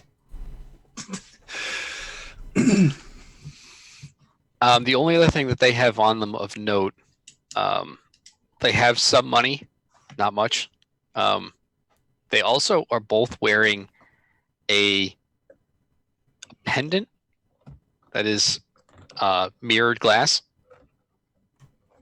Yoink. They each have one? Yep. Give one to Mirabelle. Yeah. It's kind of geometrically shaped. It's like an uneven polygon, but it's made of mirrored glass. Just so you know, Megan, Kosa might have just done a bit of a threat on Mirabelle, but it's fine. I mean, that's work hazard. Yeah. That's true. I think we both agree it was valid, and Mirabelle wouldn't take it super personally, right? No. Mirabelle probably gets threatened on a daily basis by somebody. You can't be an investigative journalist without getting threatened by people.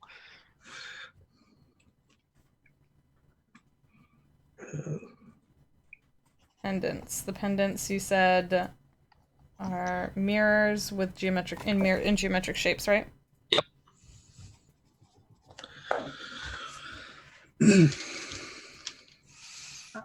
Okay. But other than that, nothing of note. Okay.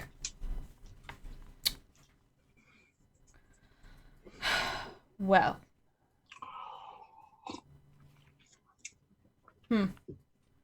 Normally... Is this how you usually... No, I'm not even certain what to do with these now. Well, I will look around. Ooh! If there is some sort of thing we can hide them under. Yes, that's a good idea. Or we ask Torith to make a box. Sometimes he does this thing where he just makes a box, and then you can... Literal dead drop. I know. Which is the name of the ability. But Kosa's very excited by this idea. I don't know Torith, but do they do they collect dead bodies? Oh no. So I don't think he wants dead bodies in his box. But they seem to go just other places. It's Torith, they are varied, interesting, and connected to the more unusual parts of Spire. And I just feel like that's a good place to put things. Okay. I know there is a thing called tact. It can be problematic amongst friends. So I will ask, and I will open the door and go to Torith. Do you want dead people in your box? Torith looks puzzled for a moment. Imogene also looks very puzzled. So there are dead bodies now. I'm just gonna like poke my head and be like, "Is everything all right?" Yes, I was just wondering if Torith could tap into what's the name of the underground part? The Vermissian. The Vermissian. The Vermissian, and just put some things away. Well, I don't want to leave corpses in the Vermissian. I mean, we work there. That sounds good, but also I don't think we want to leave their bodies where others can find them because Well, I mean, if you think about it, they aren't the bodies of the people that people think are supposed to be there. So if we just leave them, they're just going to be like, "Oh, it's two random drow who are dead here." The shopkeeper and the shopkeeper's assistant. I'm a bit more worried that the people they associate with come and look for them first. All right, fair.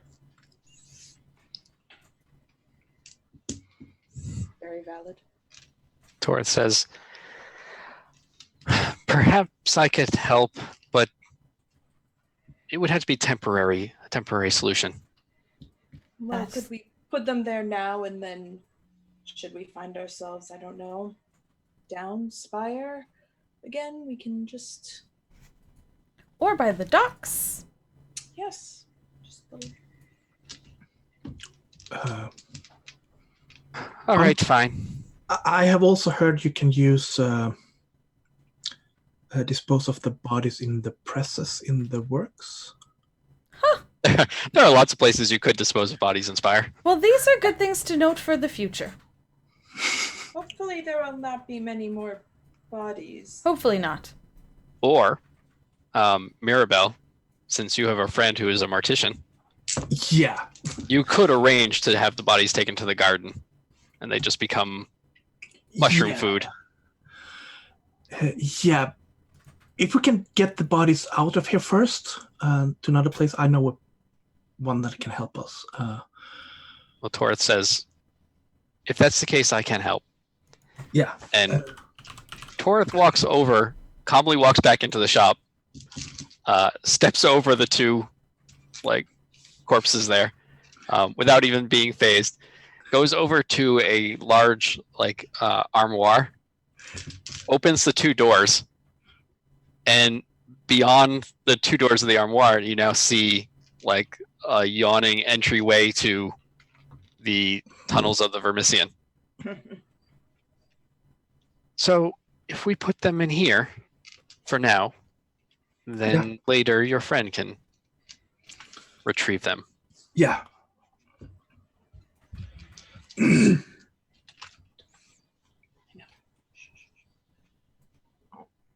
All right, well, that's one problem solved. Torith, though, definitely makes it clear that they do not want to put the bodies in there. They simply open the door and... Torith doesn't move bodies. Oh, right. Okay. You made them. Well, Would you help me? Mirabelle will take off their coat and then put on another coat that I find in the shop. so that they don't get blood on their own clothes, Fair. Okay. Valid. and then help. All right. So you grab. There isn't a coat, but you do find other sets of the Azurite robes. Yeah. Because Azurites always wear those robes, but they have to keep multiple sets around. So you throw one of those on, and you move. The bodies aren't actually bloody or anything, really. They look discolored, and they're covered in like welts and stuff where all the bites happened and the venom got into them. But they're already very stiff, but otherwise they're not messy. And you lift them up and you move them into the armoire, and which is a very bizarre situation for Mirabelle, very new to Mirabelle. This is just opening up into what looks like a man-made tunnel. A very special armoire. This isn't Narnia. Well, yeah, because it's an armoire, not a wardrobe. All right. So these will just go in here for a second. Yep, thump. They Put both them dropped in. in there. Close the doors. All right. And thank you, Torith. Let's be off, shall we? Where And you all step back outside, and Imogene's there. And we make sure the closed sign stays on the door. Yep, it's still there from when Mirabelle switched it. Yep. Close the door behind us. All right. I will attempt to de-lock-pick the lock. Ooh. So what are you going to do?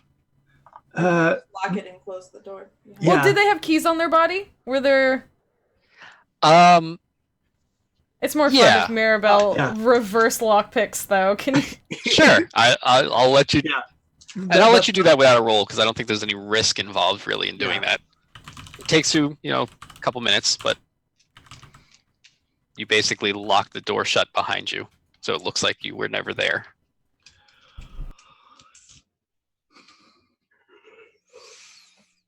So you're all out on the street, the sky docks, a closed shop behind you. Well, I suppose there's really only one place left to go. Yes, but at least we are going there with more information now. We certainly have plenty of information, yes. I think it would be wise to... I'm just going to need just a few moments to prepare before we go up there, if it's quite all right with anybody else. Torith looks over at Imogene and his eyes, or their eyes, go down to where the wound is. Kosa, can you help Imogene with her wound? Oh, that's, yes. Oh, that's right. She's actually bleeding. Yes, a little bit. It's not a serious I've wound, been- but Where is it? On your side? Yeah. Yeah. So Kosa comes up and is like, "May I just look at it?" Oh, yeah, of course. Oh. I'm gonna pull my hand away. Yep. you can see it's kind of a jagged looking cut. It's not really deep, but it's a mess. Okay. I'm going to just check it and then cover it with my hands and attempt a canticle of remaking. Okay, and that is a roll, right? Yeah. Roll with Fix plus Occult to cast this spell. On a success, you remove D6 stress from blood on myself or D3 stress of blood from another character. Okay. Okay, so Fix I have, Occult I have. Hell yeah. So hopefully we do it good here. Yeah, got a 9. Okay. Hell So you yeah. succeed. Roll me a D3. Which Basically, is D6 divided by 2. Divided by 2, yep. I got a 3. Okay. So you clear 2 blood stress from Imogene. Thank you. That will certainly make things a little easier. Yeah, the wound looks considerably better now. You still have a slight scratch on your side, but it is no longer bleeding, and it is looking much better than it did. But you do have like a webbing kind of over it. Well, I was going to change anyway, so no real harm done. And Tora turns back to Imogene. Imogene, are you ready to go visit the gallery? No, but a lot of what we do is doing things that we may not be particularly comfortable doing. But it's clearly all paths are leading there, so it's important that we go and do our due diligence. And I'm sure with all of you here as well, it will be much more tenable than if I were to go alone. But I appreciate your concern. Torith looks around, doesn't see anyone particularly close nearby to this patch of street that you're on in front of the shop. What is our plan for going to the gallery? We know more now. We know how Paris is linked to this. This is true. What would be our best play here?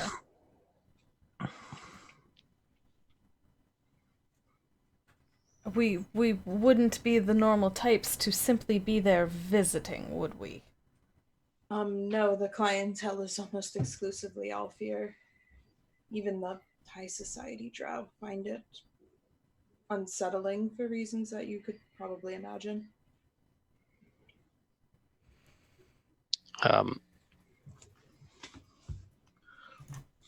What you learned from those two and what you didn't learn. I mean, you know that Paris is linked in all this. You know that all, or at least many of the followers of the masked god come from the gallery.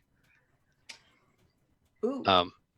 You know that Calixta has a plan, but you don't know what that plan is. I may have an idea that's kind of a half step between here and going to the gallery. I do have, I wouldn't call them a friend, I have a associate, acquaintance, really the only person I still even come in contact with from my time there. I could see if perhaps they know anything about this masked god or anything that Paris has been doing. If a lot of their followers seem to be gallery participants, it may be an interesting place to start. I think he's in Silver Road. Is that where we decided you? He is in the Silver Quarter, yeah. Silver Quarter, yeah. That sounds like it makes sense. Yeah.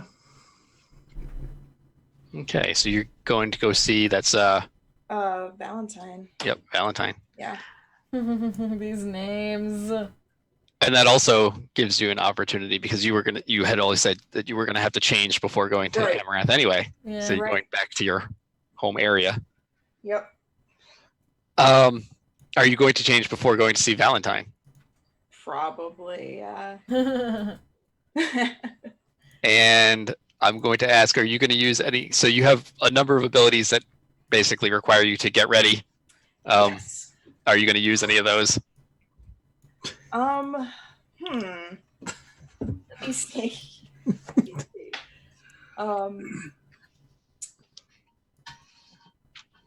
You know, I think I am going to, like, as I'm situation.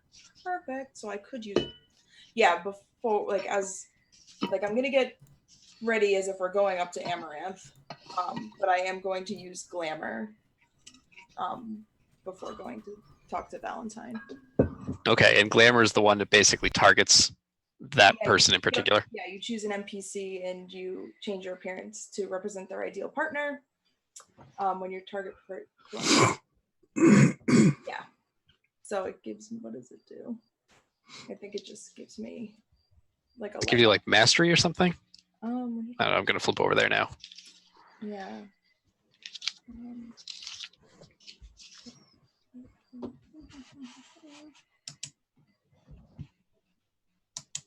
Yeah, so it doesn't specifically say, but it probably will result in mastery if you try to do something. Right. Okay. Because you can influence them better because you are representing their ideal type, basically. Is that okay? I don't know if that's more useful than just like being me, though. So that. Probably is because you're gearing yourself to particularly. But like, is he still gonna know that it's me? Yes. Okay. You're always still, when you use glamour, it's always still you. It's just like like just little alterations. Yes, it's minor alterations that like hit on things that people like. Like it could be like you might adopt an accent that you know someone has a weakness for or a fondness for, or you just carry yourself with more poise if that's what they like. Right. That sort of thing. Okay. Yeah, then I am going to do glamour. Okay. The rest of you don't notice. You notice that Imogene has like made herself up when she stops by her place, but that's not unusual to any of you. I mean, it's new to Mirabelle, but it's not unusual to anyone in the group. So you head to see Valentine. Yes. So he lives in the Silver Quarter. He works in Amaranth. Yes. But you know that he would probably be home now because it is getting a little bit late. You head there, and he lives in an apartment in the Silver Quarter, not quite as fancy as the one that you live in, Imogene. He is not a famous idol / singer. He is an ice sculptor in Amaranth, which gives him a slightly privileged lifestyle, but not quite as fancy as yours.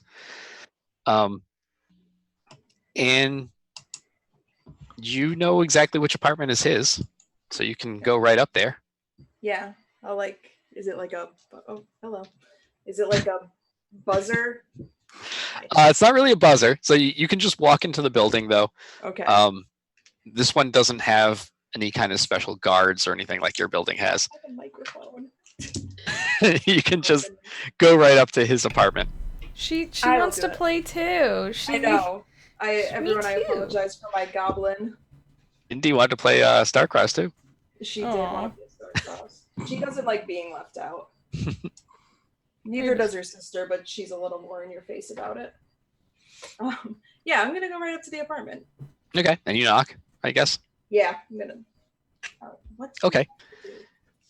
Valentine answers the door, opens the door. Tell me, what does Valentine look like? Oh, I've had so long to think about this, and I have no idea.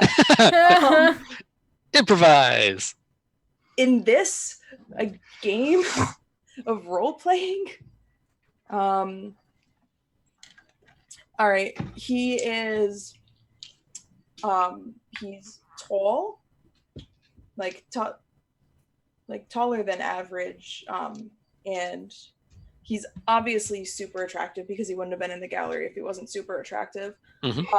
So he's fairly muscular, and I think he's got like short blonde hair that's like curly, and he's got like really bright green eyes. Yeah, and I'm gonna say in particular he has like pretty toned arms from all his ice sculpting. Like he's constantly chiseling at ice. Yeah, like I'm imagining it's like if one of those like Greek marble statues was just like an actual living person. All right, so Adonis answers the door. Yes. Is he nothing? I know what you were going to ask. Yep, you know what I was gonna ask. The answer is no, not yet. Not yet. No, he's Yes, and he's wearing like a fairly simple shirt, and that sort of wraps around and is held in place with like a belt, like a sash, like a wide sash, and just like Sexy trousers. Kimono. Oh, damn it. Yeah, Damn it, Jason. it's like a half kimono. Come on, just let me have this. So No, half- not yet. So half kimono means that it's pretty short, though. Well, yes, but he's wearing trousers. top, yeah. He's wearing like linen kind of pants underneath it. Oh, Imogene. Hi. Is this an okay time? I know. Yeah. This is fine. And are your friends behind you? Are they? Did you bring us with you, or did you leave us I would have somewhere? been like, I don't know. Does it make more like? Did you leave us outside this building? Did you take us to your apartment? Did you you know what I mean? Like, did you let us come all right, up? So maybe you guys are like waiting in like the lobby or something, but I have like one of your little spiders. Oh yeah, That, if shit goes south, I can like little tell the spider that little spider messenger. Yeah, so I can tell the spider that things are going south. Yeah. Okay, that works fine. Because Kohosa could have cast her spell basically. Oh yeah. Her sweetlings to keep an eye on this area. So The if anything went wrong. nice sweetlings, not the Yes, the mean nice ones. sweetlings. The good sweet ones. The good little Good sweet babes. babs. Yeah. But yes, Imogene, you can come in. Thank you. How have you been? Not bad. Things have been a lot of the same. Crowds are very good over at the Mermaid. Things are going well. How about you? Is business good? It is. I mean, for some reason, the Alfir never seem to get tired of their ice sculptures. Job security, if nothing else. Yeah. You look great. Oh, thank you. I'm heading up Spire soon, so To Amaranth? yeah. But wanted to stop and hopefully talk to you about something before I did. Oh, absolutely. How can I help? Do you mind if we sit? Sure. And he has like this kind of long sofa, and he takes a seat on it. Yeah, I'll sit down like next to him, but far enough away that like I can like angle myself to like face him while sitting next to him. Okay. This may sound odd or out of the blue because I know we haven't really spoken lately. But do you know anything about the masked god? You know about it? Recently, I have been made aware of their existence and the existence of those who follow them. But there seems to be a common thread amongst those people, and kind of led me to you to see if my thoughts were correct or not. Yeah, I know about them. When I was at the gallery, a couple of the other members of the gallery, when we were off display, talked to me about the masked god and tried to recruit me, but I was a little bit neutral about the whole idea. And now? I haven't had any sort of direct contact with it lately. I've kept somewhat in touch with the gallery, but not that particular side of it. But I know people who were much more into it there than I was. Oh, okay. It's very interesting. Also somewhat of a relief, if I'm being honest.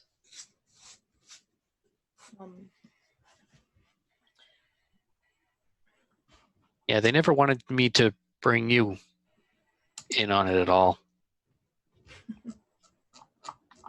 They just said you weren't right for their group. Well, they're wrong about a lot of things, but they're certainly not wrong about that. Are you in trouble with them? No, not in any kind of trouble. It was just a little disconcerting to run into that. The gallery was a past life. I try not to think about it or encounter people from my time there if I can help it. Yourself excluded, really. But I had never heard anything about this god before recently, and it came from people who are also displays. And I just worried that maybe the craziness that they're all cooked up into had pulled you in as well. No. But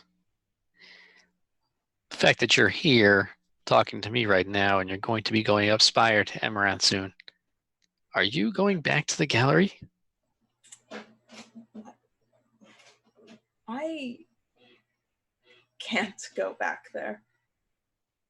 I mean, I physically can go back there, but I can't. Like I said, another life. Then why are you asking about the masked god? If there's something I can do or help you with. You have helped. I'm not in trouble right now. I may be, depending how things go, in some kind of trouble soon, and I don't want you to have to worry about that or be in it yourself. I just needed to know that you aren't tied up in this.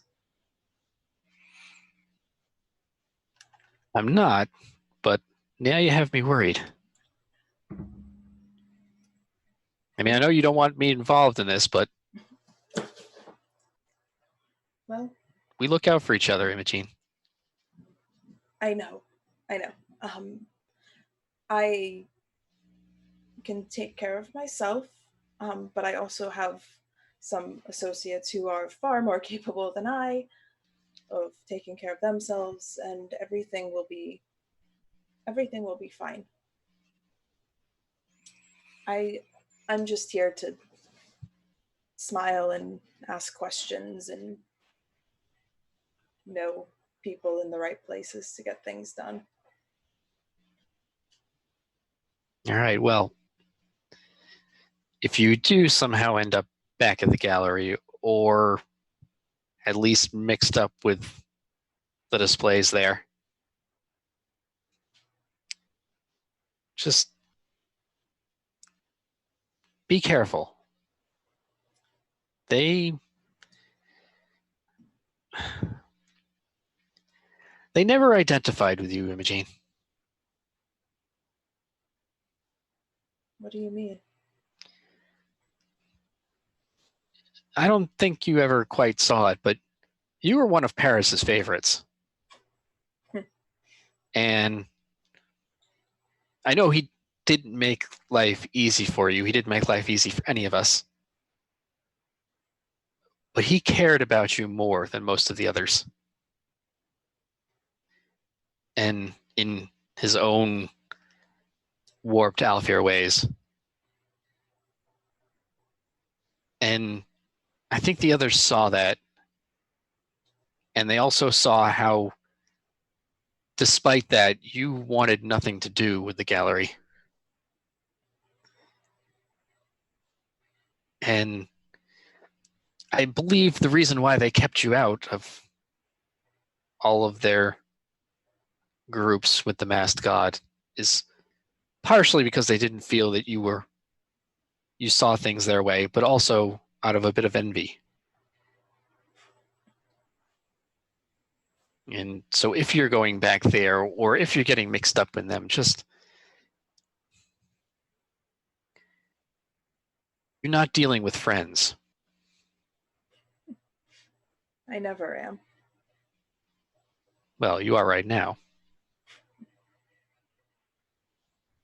Well, that's one friend. Better than nothing. But I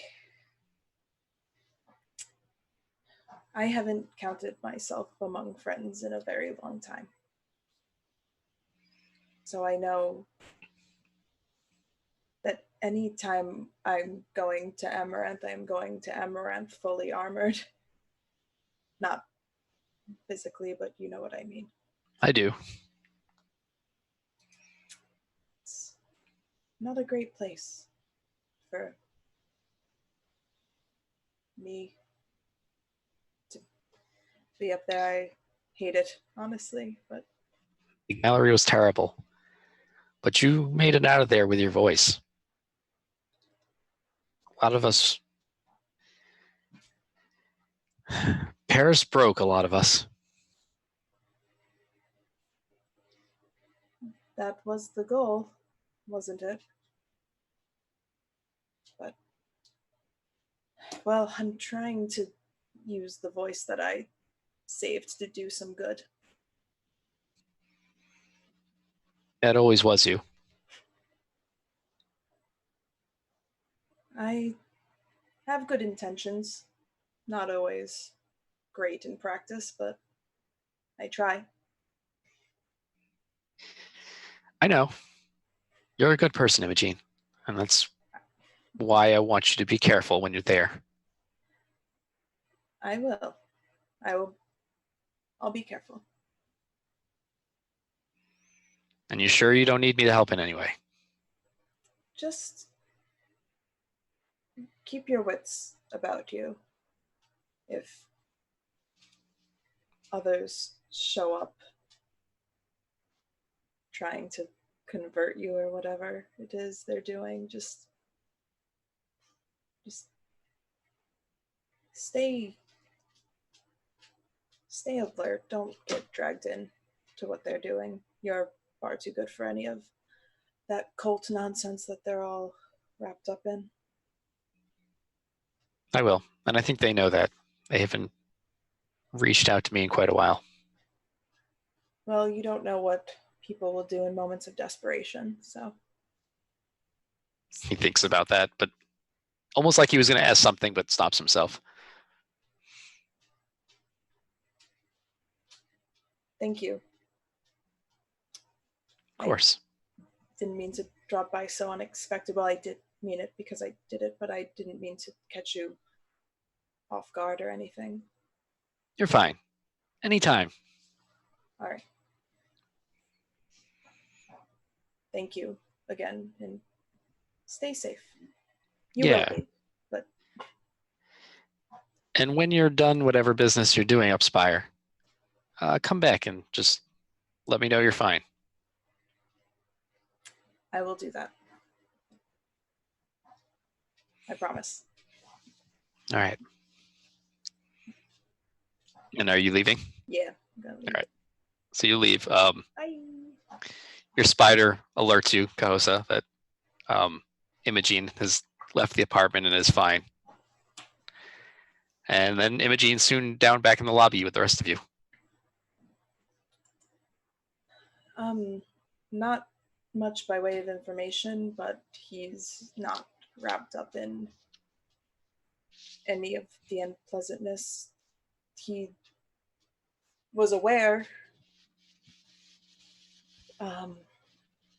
There was a lot of, I suppose, recruiting, for lack of a better word, for the masked god while we were there. They had approached him initially, which in and of itself is very dangerous because you're not allowed to speak there. So that was something. But he's not involved, but it seems like it is stemming from the gallery.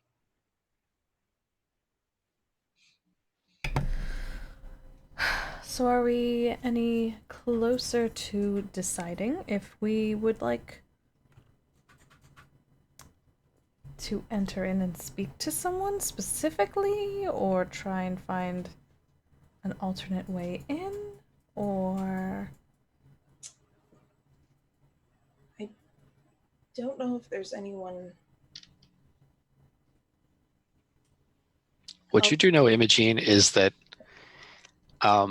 although the people who visit the gallery are almost exclusively Alfir, since you do have your own pass there, your own links, you could certainly get in.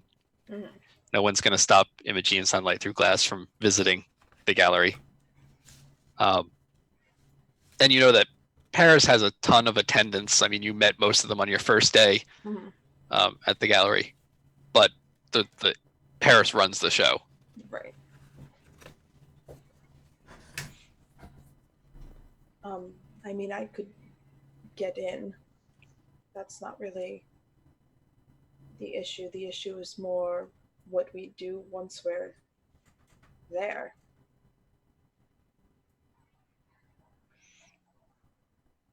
Who should... I just don't... If we're trying to uncover something, I know Paris isn't going to tell us anything. Maybe it's a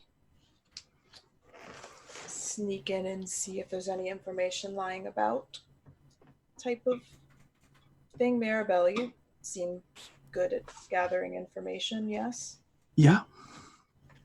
Do you know anything? The gallery? Amaranth is outside of, I mean, Yeah. it's outside of Mirabelle's usual stomping grounds. I've heard about that. I haven't been there, so... You're not missing much. Yeah, I gathered that, yeah. It seemed quite ghoulish. That is very apt. I don't know, I assume he has maybe an office or something there. Honestly, I have seen the main floor and the back room, and I have seen nothing but that. Drow aren't allowed to go anywhere else, but I would assume he keeps records or money or something somewhere. There has to be a place where he's keeping information. Would it be too much to ask of you to speak with him while others go in to attempt to see that? Would you prefer we do it some other way? Also, it sounded on the dearly departed that they are... he was working for them. Well, he's... So that means that he must meet with these people somewhere, and he... Well, we had seen him before at Madame Fearanion's house. That's a little more dangerous territory to get into. The gallery, at least, is public, for lack of a better term. It technically is public, but if that is what it'll take for us to find something out, I will do what we need to do.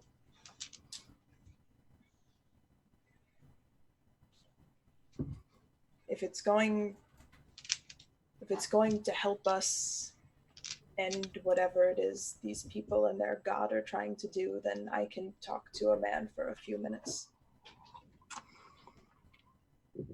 All right, then. That is a possibility. It is one plan.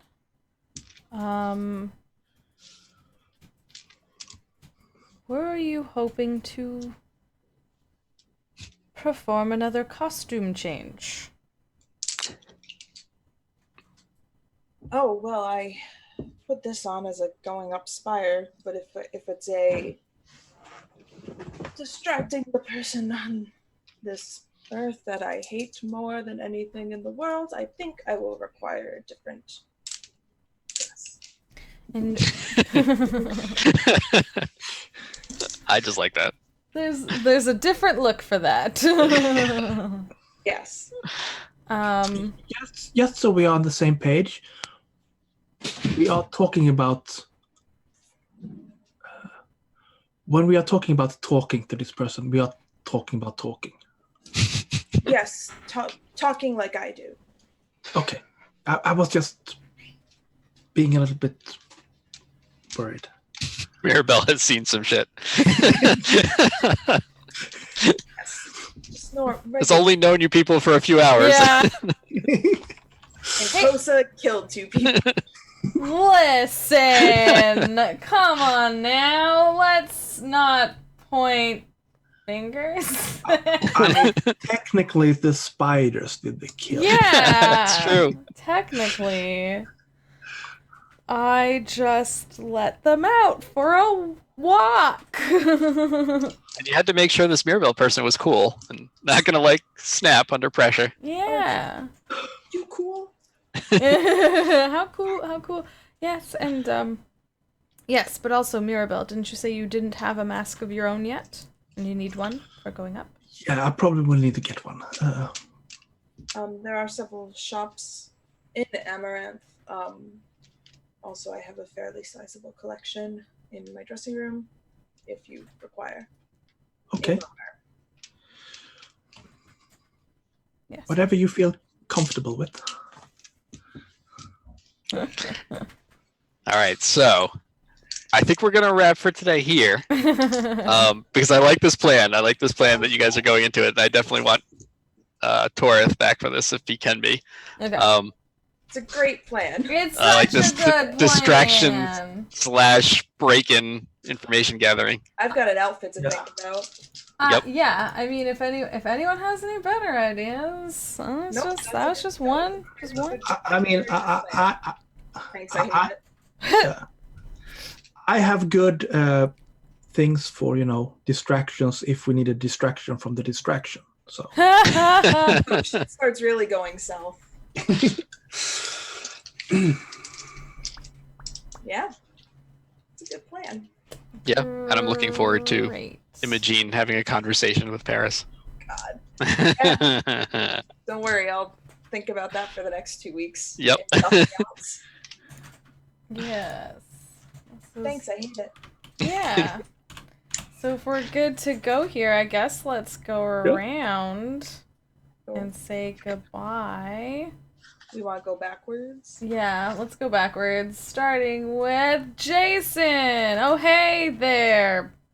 Hi. Sorry, I murdered some of your NPCs. I mean, Oh no, what? that's quite all right. What?